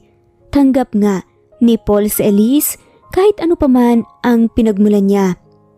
Nagpatuloy ang ikot ng mundo ni Elise at patuloy din ang naranasan niyang pasakit sa loob ng opisina kasama si Violet. Pero may mga pagkakataon naman na pinagtatanggol nga siya ni Paul kapag nga naaabutan nga sila na ganoon. Kahit ang trabaho na hindi dapat sa kanya, pinapagawa ni Violet. Hindi na nagreklamo si Elise dahil alam naman niya sa sarili na kahit kaya niya itong gawin sa ganitong pag-uugali ni Elise na may matibay na determinasyon, ay mas nagbigay ng dahilan ito upang mairita pa ng todo si Violet. Dahil hindi nga niya ito nakitaan ng panghihina ng loob. Bagkus, mas pinagbubutihan pa nga nito ang kanyang ginagawa. Ha? Tignan natin ang tibay ng loob mo, girl. Hindi ka obra sa akin. Bulong nga ni Violet sa sarili habang nakatingin nga sa direksyon ni Elise na patuloy sa paggawa ng kanyang financial report and recommendations para sa isasagawang annual convention ng mga departments ng kumpanya. Kung tutuusin ay si Violet naman sanang gumagawa nito at hindi si Elise dahil hindi naman siya kabilang sa paparating na annual convention, habang si Elise ay sub-sub sa trabahong ibinigay sa kanya ni Violet. Si Violet naman parang paisi-isi lang naman sa kumpanya. Halos 2 linggo ring pinagpuyatan ni Elise ang gawaing yun. Maigi nga niya itong pinag-aralan at hustong binuo yun ayon sa kagustuhan ni Violet. O ano Elise, matagal pa ba yan? Panunoy ang wika nga ni Violet dahil nakikita nga niyang medyo nahirapan si Elise. 5 minutes ma'am, ihatid ko na po ito sa inyong opisina. Tugon na nga lamang ni Elise habang nagkukumahog nga sa pag-transfer ng files at printing sa ibang materials. Bilisan mo at aalis na ako para sa convention. Nakaismid naman na wika ni Violet. Ang hindi alam ni Elise na may hidden agenda pala si Violet sa kanyang pinagawang report. Mabilis pa sa 4:00 na tinungo ni Elise ang opisina ni Violet upang ibigay ang ginawa nitong portfolio financial report and recommendations na naka-soft and hard copy na. Marahang iniabot nga ni Elise kay Violet ang makapal na hard copy ng kanyang inihandang portfolio, ngunit laking gulat na lamang niya nang bigla nga itong binalibag ni Violet dahilan upang magkalat nga sa sahig ang mga papel. Hindi ko kailangan yan dahil ang kailangan ko ay umalis ka na dito sa kumpanya at iwasan mo na si Paul. Dahil sa'yo hindi kami nagkabalikan ni Paul dahil nilalandi mo siya. Hindi ka pa nakontento. Nilalandi mo pa kahit ang uncle ko. Matapang nawika pa nga ni Violet na animoy leon na handang sakmalin sa Elise anumang sandali. Biglang dumilim naman ang paningin ni Elise at nanginginig nga ang buong katawan nito dahil sa galit. Nilapitan niya si Violet at muntikan na nga niya itong napatikim ng magkabilang sampal, subalit natauhan nga siya nang maalala ang habilin ng kanyang lola Matea. Tumalikod na nga lamang si Elise at sunod-sunod ang mga buntong hininga nito upang kontrolin ang galit. Tumiretso nga si Elise sa comfort room at doon ibinuhos ang lahat ng sama ng loob. Pinag-aralang mabuti ang kanyang sarili habang nakaharap nga sa malaking salamin. Muli itong humugot ng malalim na hininga at saka kinausap nga ang sarili. Hayop kang babae ka. Si Paul pala ang dahilan ng lahat ng pagpapahirap mo sa akin. Simula ngayon, humanda ka talaga sa akin. Usal nga ni Elise habang inaayos nga ang sarili. Lumabas nga ito mula sa comfort room na parang walang nangyari. Ang mata ng mga kaopisina niya ay nakatutok lang sa kanya at nginitian niya ito. Kitang-kita ni Elise ang nadamang pagkahabag ng kanyang mga kasama sa kanya, ngunit wala nga silang magawa dahil sa takot nila kay Violet. Hindi lingid sa kanila na hindi magdadalawang isip nga si Violet na paalasin ang mga empleyadong kumukontra sa kanya. Not me. Hindi ako magpapatalo sa iyo, Violet. Muling usal nga ng isip ni Elise habang patungo na nga sa kanyang mesa. Pasimple nga itong umupo at dinampot ang kanyang telepono at kagad nga itong may kinausap. Maya-maya lamang dumating nga si Paul at may dala pang ang bulaklak para sa kanya. Tumayo si Elise upang salubungin nga si Paul, ngunit bago niya ito ginawa, pasimpleng nilingon niya ang kinaroroonan ni Violet at kitang-kita nito sa direksyon niya nakatingin si Violet na halos lulusot na nga sa salamin ang mga titig nito. Pero itinuloy ni Elise ang paghakbang upang salubungin si Paul. Masaya ang puso ni Elise sa ginawang aktingan dahil alam niyang nakatingin si Violet. Hindi nagdalawang isip nga si Elise na halikan sa pisngi si Paul na siya namang pagkabigla ng binata. Elise, anong ibig sabihin nito? Pabulong na wika nga ni Paul na sa tingin niya ay nasiyahan naman ang binata sa ginawa niya. Pati naman siya ay kinilig. Wala, pasalamat lang dahil dumating ka. Tugon nga ni Elise habang hawak at inaamoy-amoy pa nga ang dalang rosas ni Paul. Alam ni Elise kung anong nararamdaman ni Violet sa mga oras na to. Sigurado na para na itong bulkan na kumukulo na nga at bigla nang sasabog anumang panahon. Ngumiti ang puso ni Elise dahil achieve nga niya ang kanyang plano. Nakita niya sa gilid ng kanyang mga mata ang malakas na pagtapon ni Violet sa kanyang mamahaling sign pen dahilan upang makagawa ito ng ingay nang tumama nga ito sa isang bagay. Lumipas pa nga ang mga araw. Kapansin-pansin na ang pagpupuyos ng damdamin ni Violet para kay Elise, lalo na't makita nga nitong pababa si Elise sa sasakyan ni Paul. Ang pilya naman na si Elise ay may pag-goodbye kiss pa nga kay Paul kung makikita nga niyang nasa paligid nga si Violet. Girl, champion ka talaga. Kayo na ba ni Sir Paul? Excited na tanong pa nga ng kanyang kaibigan. Oo girl, perfect na talaga ang buhay ko. Kaagad na sagot naman ni Elise. Ngunit nakakapanibago ito para sa kanyang kaibigan dahil kapansin-pansin na nilakasan nga ng dalagang kanyang sagot. Girl, kilala kita. Hoy, ano bang agenda mo ha? Hindi mo ito gagawin kung sa pag-ibig lang. Pabulong na tanungan ng kaibigan ni Elise. Girl, ang totoo niyan ay hindi pa kami ni Paul. Nilambingan ko lang konti kanina dahil kakababa lang din ni Violet sa kanyang sasakyan. Nakita niya kami, kaya hayun, aktingan na naman si Akits. Paano ba naman kasi? Ininis ako Tsaka grabe ang pagiging masamang ugali. Mahinang tugon pa nga ni Elise na may nakaguhit nga nakapilihan sa kanyang mga ngiti. Gets ko na, pero aminin mo, totoo na kinikilig ka kay Paul no? Pero support kita sa bagay na yan. Konting ingat ka lang girl kasi babaeng in love ang kalaban mo. Bakit? In love din naman ako Nangingiti pa nga na saad ni Elise habang pili ang nakangiti sa kaibigan. Wala naman talagang plano. Si Elise sa pili ang aktingan dahil naiisip na rin niyang sagutin si Paul dahil napamahal na nga ang binata sa kanya at magaan nga ang loob niya dito. Naghihintay lamang siya ng tamang panahon upang masiguro na handa na nga siyang makipagrelasyon. Tinitimbang niya rin sa sarili kung kaya na ba niyang pagsabayin ang pag-ibig sa kanyang trabaho at sa pangarap nila ng kanyang lola.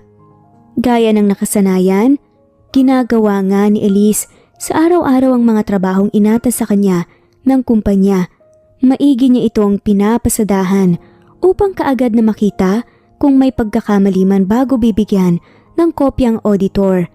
Ngunit sadyang harap-harapan ng kalapastangang ginagawa ni Violet upang mapaalis nga siya sa kumpanya. Ipinatawag si Elise ng auditor sa harap ng CEO upang ituwid nga ang mga pagkakamali. Nagsimula na naman salita niya si Violet bilang department head laban kay Elise na kesyo nawalan na daw ng konsentrasyon sa trabaho dahil paglalandi daw ang inuna nito at kailangan palitan na nga siya ng bago.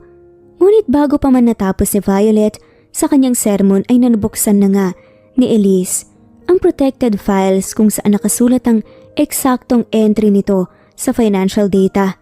Sadyang dinoktor lamang ang kanyang orihinal na gawa upang palabasin na mali siya. Nagkatinginan nga silang lahat nang napatunayan ng auditor na walang mali sa original entry ni Elise. Kaya pala sira-sira ang ating daily cash flow dahil may makating kamay na nakikialam sa data. Ipatawag ang ating mga IT upang matrace kung saang computer nagmula ang discrepancy. Mananagot sa akin ang mga gumawa nito. Kaagad na utos nga ni Don Julio Cesar sa kanyang sekretarya. Natahimik ang lahat sa mabilis na desisyon ng Don. Kabado na nga rin na nakatayo si Violet na naghihintay lamang ng pagkakataon upang makapagsalita. Ngunit hindi na nga siya binigyan pa ng pagkakataon ng Don. I'm so sorry, Elise. Nag-isip ako ng masama sa'yo. Patawarin mo ko. Mapagpakumbabang wika naman ni Don Julio Cesar habang hawak nito ang mga nanginginig nga na kamay ni Elise. Naintindihan kita. Magalit ka kung gusto mo. Pero please, tanggapin mo ang paumanhin ko. Wika nga ni Don Julio na nagpairita sa pandinig nga ni Violet. Uncle, stop! Why are you doing this? Paalisin niyo na lang ang babaeng yan. Dahil siya naman ang laging gumagawa ng problema sa kumpanya. Lumalaki ang ulo niyan dahil lagi mo siyang pinagtatanggol. Kaya naging usap-usapan tuloy dito sa opisina na pati ikaw ay target ng gold digger na yan. Paasik na wika pa nga ni Violet habang tinatapunan nga ng matalim na tingin ang tahimik lang na si Elise. You shut up, Violet. You don't know what you are talking about. Nagkakaroon tayo ng problema dahil dyan sa obsession mo. Dahil dyan sa ginagawa mong problema at ipinapahid mo kay Elise. Alam ko, Violet. Alam ko lahat. Hindi na nga napigil pa ni Don Julio Cesar ang nagpupuyos na damdamin sa kagagawa ng kanyang pamangkin. Dahil napagalitan nga si Violet, ay agad nga itong tumalikod at patakbong tinungo ang kanyang opisina at doon nga ibinuhos ang lahat ng sama ng loob. Elise, you can go back to your work now. Aayusin ko ang gulong to, sorry. Muling sambit nga ni Don Julio Cesar. Hindi na nagsalita pa si Elise dahil kanina pa ay parang bibigay na nga ang nagbabantang luha sa kanyang mga mata. Lumabas na nga siya sa opisina ni Don Julio Cesar at hindi na nga niya alintana kung sino ang nakakasalubong niya dahil nag-uunahan na nga sa pagpatak ang kanyang mga luha. Hindi rin ito napansin na masasalubong na nga niya pala si Paul sa pasilyo. Bigla siyang niyakap ng binata sa pag-aakalang napapaano na nga dahil hindi na nga tumitingin si Elise sa kanyang dinaraanan. Nakita ng lalaki na may mga luha sa mata ni Elise. Kahit hindi ito nagsasalita, ramdam niyang masamang-masama ang kalooban nito. Dahil lunch break naman, mas pinili na nga lamang ni Paul na alalayan si Elise patungo sa kanyang sasakyan. Kaagad nga niya itong pinainom ng tubig at saka tinanong kung anong nangyari. Hindi pa masagot ni Elise ang mga tanong ni Paul dahil marami pang ang dapat sabihin sa binata na nag-uunahan nga sa kanyang utak at nag-uunahan na nga rin ang kanyang mga luha. Hindi na nga nakatiis pa si Elise at kinausap na nga ng masinsinan si Paul tungkol kay Violet dahil minsan nang sinabi ni Violet sa kanya na hindi lamang basta girlfriend siya ni Paul kundi fiancé na at sana malapit na nga silang ikasal. Napailing na nga lamang ang lalaki nang marinig yun. No, Elise, hindi ko girlfriend si Violet, definitely. Nag-usap kami ng maayos noon bago naghiwalay. Pareho naming ginusto ang desisyon namin kaya malaya akong maghanap ng mamahalin ko at ikaw yun. Ikaw ang mahal ko. Please believe me. Mahabang paliwanag nga ni Paul, subalit parang walang naririnig si Elise. Paul, matagal ko na tong pinag-isipan. Minahal na kita. Nasanay na ako na nakikita ka parate pero gusto ko muna sana na ayusin natin ang mga gulo sa buhay natin. Pagkasabi nga ni Elise noon ay tila nakaramdam nga ng lungkot si Paul pero naiintindihan nga niya ang babae. Hinawakan nga nito ang kamay ni Violet, sabay sabing, "But this doesn't mean na bawal na ako manligaw sa'yo, hindi ba? Hindi naman kita minamadali. Hindi naman kita pinapressure. Kung kailan ka handa, dun din ako. Maghihintay lamang ako sa'yo." Saad nga ng seryoso ni Paul. Napangiti naman si Elise at parang tumalo ng puso dahil nga sa sinabi ng lalaki. Iba talaga siya sa lahat ng mga lalaking nagtangka na manligaw sa kanya. Buong akala ni Elise ay hindi na nga siya gagambalain pa ni Violet dahil naging mas pisikal na nga ang pagiging bayolente nito. Maipakita lamang ang nararamdamang galit sa kanya. Hindi alam ni Elise kung ano ang gagawin na pag-iwas hanggang nagpang-abot nga sila sa anniversary party ng kumpanya. Walang yakang gold digger ka? Putok sa buho, ambisyosa, kahit sinong lalaki papatulan makuha lang ang luho sa buhay. Akala mo hindi ko alam kung saan ka nagmula? Binuntis lang naman ang nanay mo at hindi mo nga kakilala kung sino ang tatay mo, hindi ba? Saad pa nga nito. Ibig sabihin, kung ano ang puno ay yun din ang bunga, patay gutom, maggagamit lang. Walang tigil pa nga na pagtatalak ni Violet sa bungad ng party hall at hindi nito alintana kung sino ang mga taong nakapaligid sa kanya. Napahiya lamang si Elise. Tinalikuran na nga lamang ni Elise si Violet upang makaiwas, subalit nabigla ito nang biglang hinila ni Violet ang kanyang mahabang buhok na siya namang pagdating ni Don Julio Cesar. Sa kabila ng lahat ay mahinahon pa rin si Elise at paulit-ulit na ipinaintindi kay Violet na wala silang ginagawang masama ni Paul at wala namang karapatan si Violet kay Paul at kahit kailan ayaw niyang nanggulo at ayaw naman talaga niyang mang-agaw. Akmang lalapit na nga si Violet kay Elise na plano sana nitong sampalin ng talaga, subalit nahawakan nga ni Paul ang kamay ni Violet dahilan upang muli na naman itong nagwala na akala mo'y leyon na nakawala sa kulungan. Nagbuntong hininga na nga lamang si Elise dahil wala nga sa kanyang plano na patulan nga si Violet, subalit nakalusot ang kanyang kamay at muling nahagip ang pisngi ni Elise. Pumagitna na nga rin si Don Julio Cesar at pinatikim ang malulutong na sampal kay Violet dahilan upang magimbalang lahat ng tao na nakapaligid sa kanila. Tinuro-duro nito ang mukha ni Violet na sa tanan ng buhay niya ay hindi nagalit ng ganun katindi si Don Julio Cesar sa kanya. Maraming pagkakataon na pinagbigyan kita sa pagiging spoiled brat mo, Violet. Pero sa ngayon ay hindi na at hindi mo nagagawin ang pang-aapi sa anak ko. Sa anak ko, tandaan mo yan. Matigas na tinuran nga ni Don Julio Cesar ang mga salitang yun upang magtanda si Violet. Hindi na nga nakapagsalita pa si Violet habang si Elise ay parang tuod matapos ngang marinig ang sinabi ni Don Julio Cesar. Hindi na nga siya makapaniwala na nahanap na pala siya ng kanyang papa. Parang sasabog nga ang utak ni Elise sa revelasyon, sa hindi pa maintindihang sitwasyon kung totoo ba ito o hindi na nangyayari sa kanyang buhay. Kung natutulog man siya, mas pipiliin na nga lamang niya na ayaw ng magising dahil natupad na nga ang pangarap ng kanyang puso at matagal na nga niyang pinagdarasal. Elise anak, pag-usapan natin to. Marami tayong dapat ayusin.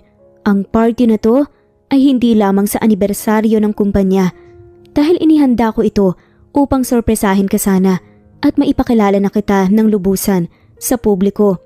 Maikling paliwanag nga ni Don Julio Cesar habang inaalalayan nga si Elise. Hindi ko po maintindihan, pero paano pa nangyari? Ipaintindi niyo po sa akin. Mahinang sambit nga ni Elise na animoy nakarecover pa mula sa pagkawasak ng kanyang ganda sa delubyong dala ni Violet. Patawarin mo ko anak. Unang pagkakita ko pa lamang sa mukha mo sa telebisyon, kaagad ay kinutuban na ako dahil kamukhang kamukha mo ang mama mo. Ginawan ko ng paraan na makita ka at mapapasok sa kumpanya ko. Wala kang pagkakaiba sa mama mo. Kuhang-kuha mo ang lahat ng sa kanya. Ang mukha mo, ang litrato niya sa lumang cellphone ko, pareho. Naalala mo, nung kumain tayo sa restaurant at nagpaiwan ako, pinakuha ko ang lahat ng pinakain at pati hibla ng buhok at tisyong ginamit mo noong umiyak ka sa opisina. Lahat yun, ginamit ko para sa DNA test. Hindi ako nagkamali dahil match tayo. Anak kita, Elise. Mahabang paliwanag nga sa kanya ni Don Julio Cesar upang mapaintindi kay Elise ang kanyang ginawa. O siya, tama na ang pagiyak dahil simula ngayon ay babawi ako sa'yo at wala nang mang-aapi sa'yo kahit na sino pa yan. Ramdam nga ni Elise ang pagiging ama ni Don Julio Cesar kaya't nayakap nga niya ito. Sa katunayan, matagal na nga rin niyang pinangarap na maramdaman ang presensya ng kanyang ama kahit sa panaginip lang. Pero ngayon, heto na, totoo na at hindi na nga niya ito pakakawalan pa.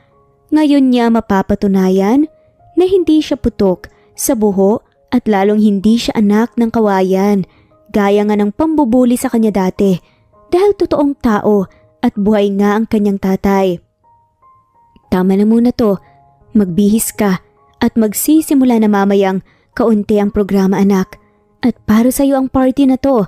Tama ng pagiyak. Hiling nga ni Don Julio Cesar sa anak upang matigil na nga ang pagbagsak ng mga luha nito. Hindi naman ako umiiyak dahil po sa nangyari kanina. Ang iniiyakan ko po ay yung ngayon. Ayun ang lola ko dahil kanina pa ako hinahanap, kawawa naman. Alalang-alala na po sa akin. Pili ang wika nga ni Elise sabay turo sa kanyang lola. Sige mahal na prinsesa ko, ako nang bahala sa lola mo. Magpapasalamat ako sa kanya sa pag-aalaga niya sa iyo at pinalaki kanya ng tama. Umayos ka na at magbihis. Napahanda ko na ang isusuot mo. Tapos, balik kayo dito dahil magsisimula ng programa, malinaw ba? Wika nga ni Don Julio. Sabay bukas nga ng pinto ng sasakyan at kaagad na tinungo nga ang Lola Matea ni Elise. Ilang sandali na lang ay magsisimula na nga ang programa at si Elise ay handa na nga rin sa pagpapakilala sa kanya sa publiko ni Don Julio Cesar bilang kanyang unika iha.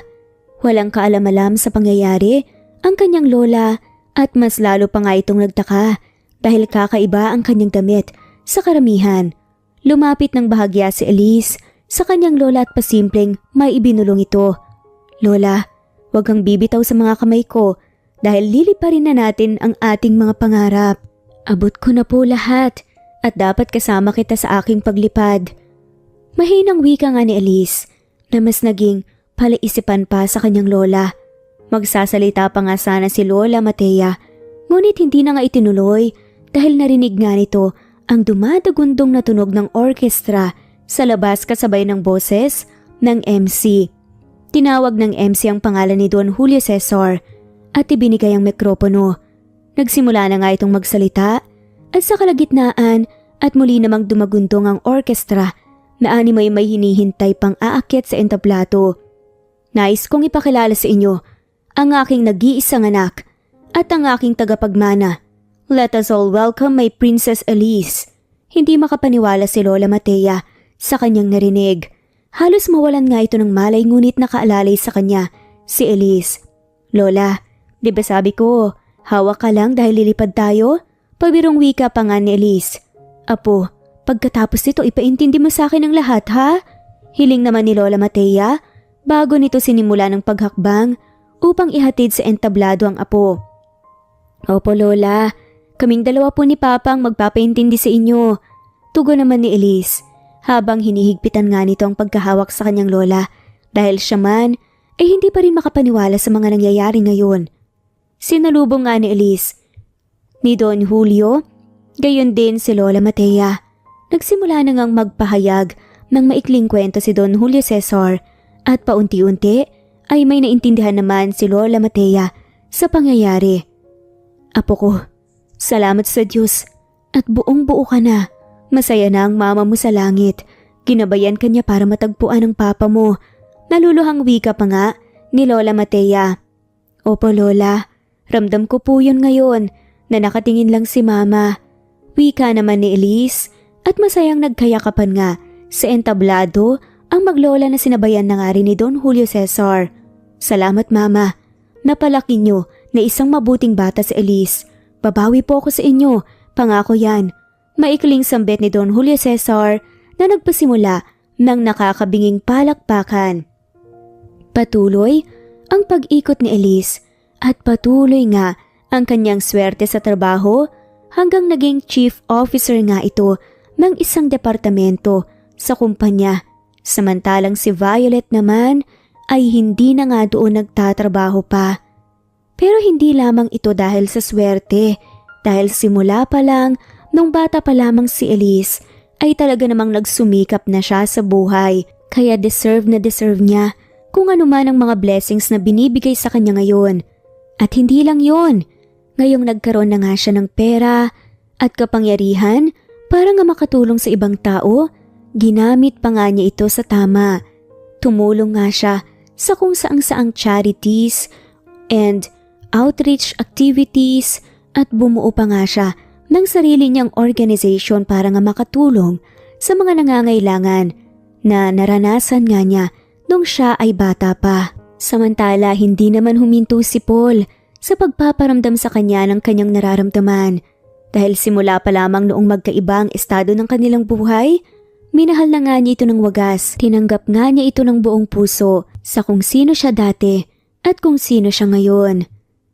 Ate, kuya, tara po maglaro po tayo. Sigaw nga ng isa sa mga bata na naglalaro nga sa bahay ampunan. Andito kasi ngayon sina Elise at Paul. Oo, kasama nga ni Elise si Paul sa pagtulong sa kapwa nila tao kapag may free time nga sila o hindi busy sa kani-kanilang mga kumpanya. Napatawa na nga lamang si Paul habang nakahawak nga sa kamay ni Elise. Makipaglaro ka na raw sa kanila. Ikaw kasi, parehas mong makukulit ang mga batang yan. Pero ang cute, diba? Saad pa nga ni Elise. Napatawa naman si Paul at hinaplos pa nga ang pisngi ni Elise. Kasing cute mo ang mga batang yan. Tsaka, hindi na tuloy ako makapaghintay na makabuo na rin tayo ng mga kagaya nila na cute na cute. Hinampas naman ni Elise ang braso ng lalaki. Ano ka ba? Kailan naman mangyayari yun? Natahimik nga bigla ang lalaki na tila ba may iniisip. Nang biglang lumuhod na nga lamang ito sa harapan nga ng mga bata at ng mga madre na nagbabantay nga sa kanila. Huy, anong ginagawa mo dyan, Paul? Bulong pa nga ni Elise. E di nagpropose sa'yo para makabuo na nga tayo ng kagaya nila na sobrang cute. Ang cute na little Elise at cute na little Paul. Saad pa nga nito? Inilabas na nga nito ang red velvet na box na may laman nga na diamond ring na nagniningning pa nga gaya nga ng mga mata ni Paul habang nakatingin nga sa kanyang pinakamamahal na babae. Ano bang ginagawa mo? Pinagtitinginan nila tayo oh. Nang biglang, uy, si Ate Elise at Kuya Paul. Mag-yes ka na po, ate. Lagi mo naman pong kinikwento na love mo po si Kuya Paul eh. Pangungulit pa nga ng isa sa mga bata sa bahay ampunan. Napatawa na nga lamang si Elise. Oh, sabi ng cute na bata, yes daw. Saad nga nito, kaya naman napamulat ng mata si Paul. Pinatayo nga ni Elise si Paul at niyakap.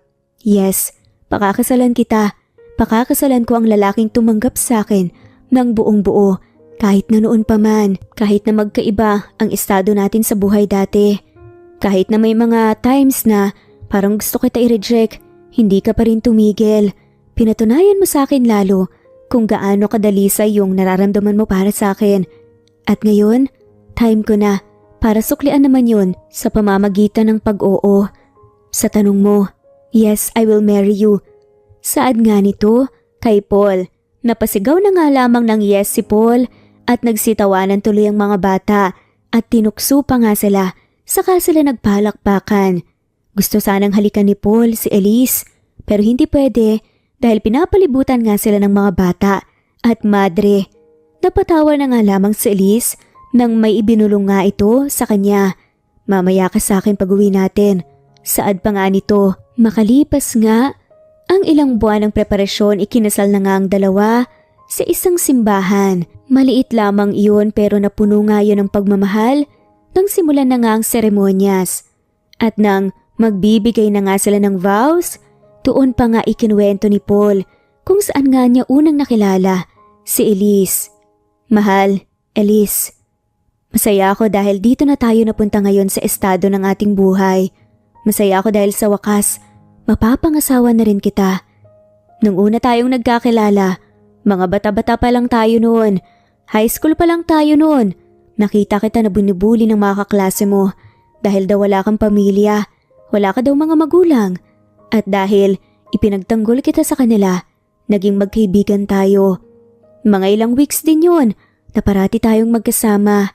Pero kinailangan ko kasing umalis dahil kailangan kong magpunta ng ibang bansa para mag-aral. Pero never kitang nakalimutan at nang makita kita muli, pinangako ko sa sarili ko na never na nga kitang pakakawalan pa dahil noon pa man hanggang ngayon ikaw na ang tinitibok ng puso ko at hindi magbabago yun hanggang sa pagtanda natin, hanggang sa pumuti na nga ang ating mga buhok. Saad nga nito? Oo, siya nga ang nakilala dati ni Elise nung high school nga siya na naging matalik nga niyang kaibigan. Ito kasi ang naging tagapagligtas niya nung binubuli nga siya at sinasabi na wala daw siyang pamilya o walang magulang na nagmamahal sa kanya. Hindi nga akalain ni Elise na si Paul nga ang lalaking yun. Kaya naman pala nung una silang magkakilala sa opisina ay parang matagal na nga silang magkakilala. Ang kanyang kaibigan dati, ngayon nga ay pakakasalan na nga niya. Sa wakas pagkatapos nga ring sabihin ni Elise ang kanyang vows at pangako na magiging loyal, faithful at mapagmahal siyang asawa, inannounce na nga rin ng pare na officially mag-asawa na nga sina Elise at Paul. Pinangako nga nila sa isa't isa na mananatili sila sa buhay ng isa't isa sa hirap man o sa ginhawa. Natapos nga ang seremonyas na yun ng isang matamis na halik at wala namang mapagsidla ng tuwa ni na Lola Matea at Don Julio at ng pamilya ng lalaki sa kanilang pagmamahalan at pag-iisang dibdib. At dito na nga po nagtatapos ang kwentong buhay ni na Elise at Paul kasama ang kanilang mga pamilya. Maraming salamat po sa lahat ng mawalang sawang sumusubaybay at shout out po sa mga sumusunod. Neva Fajardo, Presbyteros Rose, Gloria Sanchez,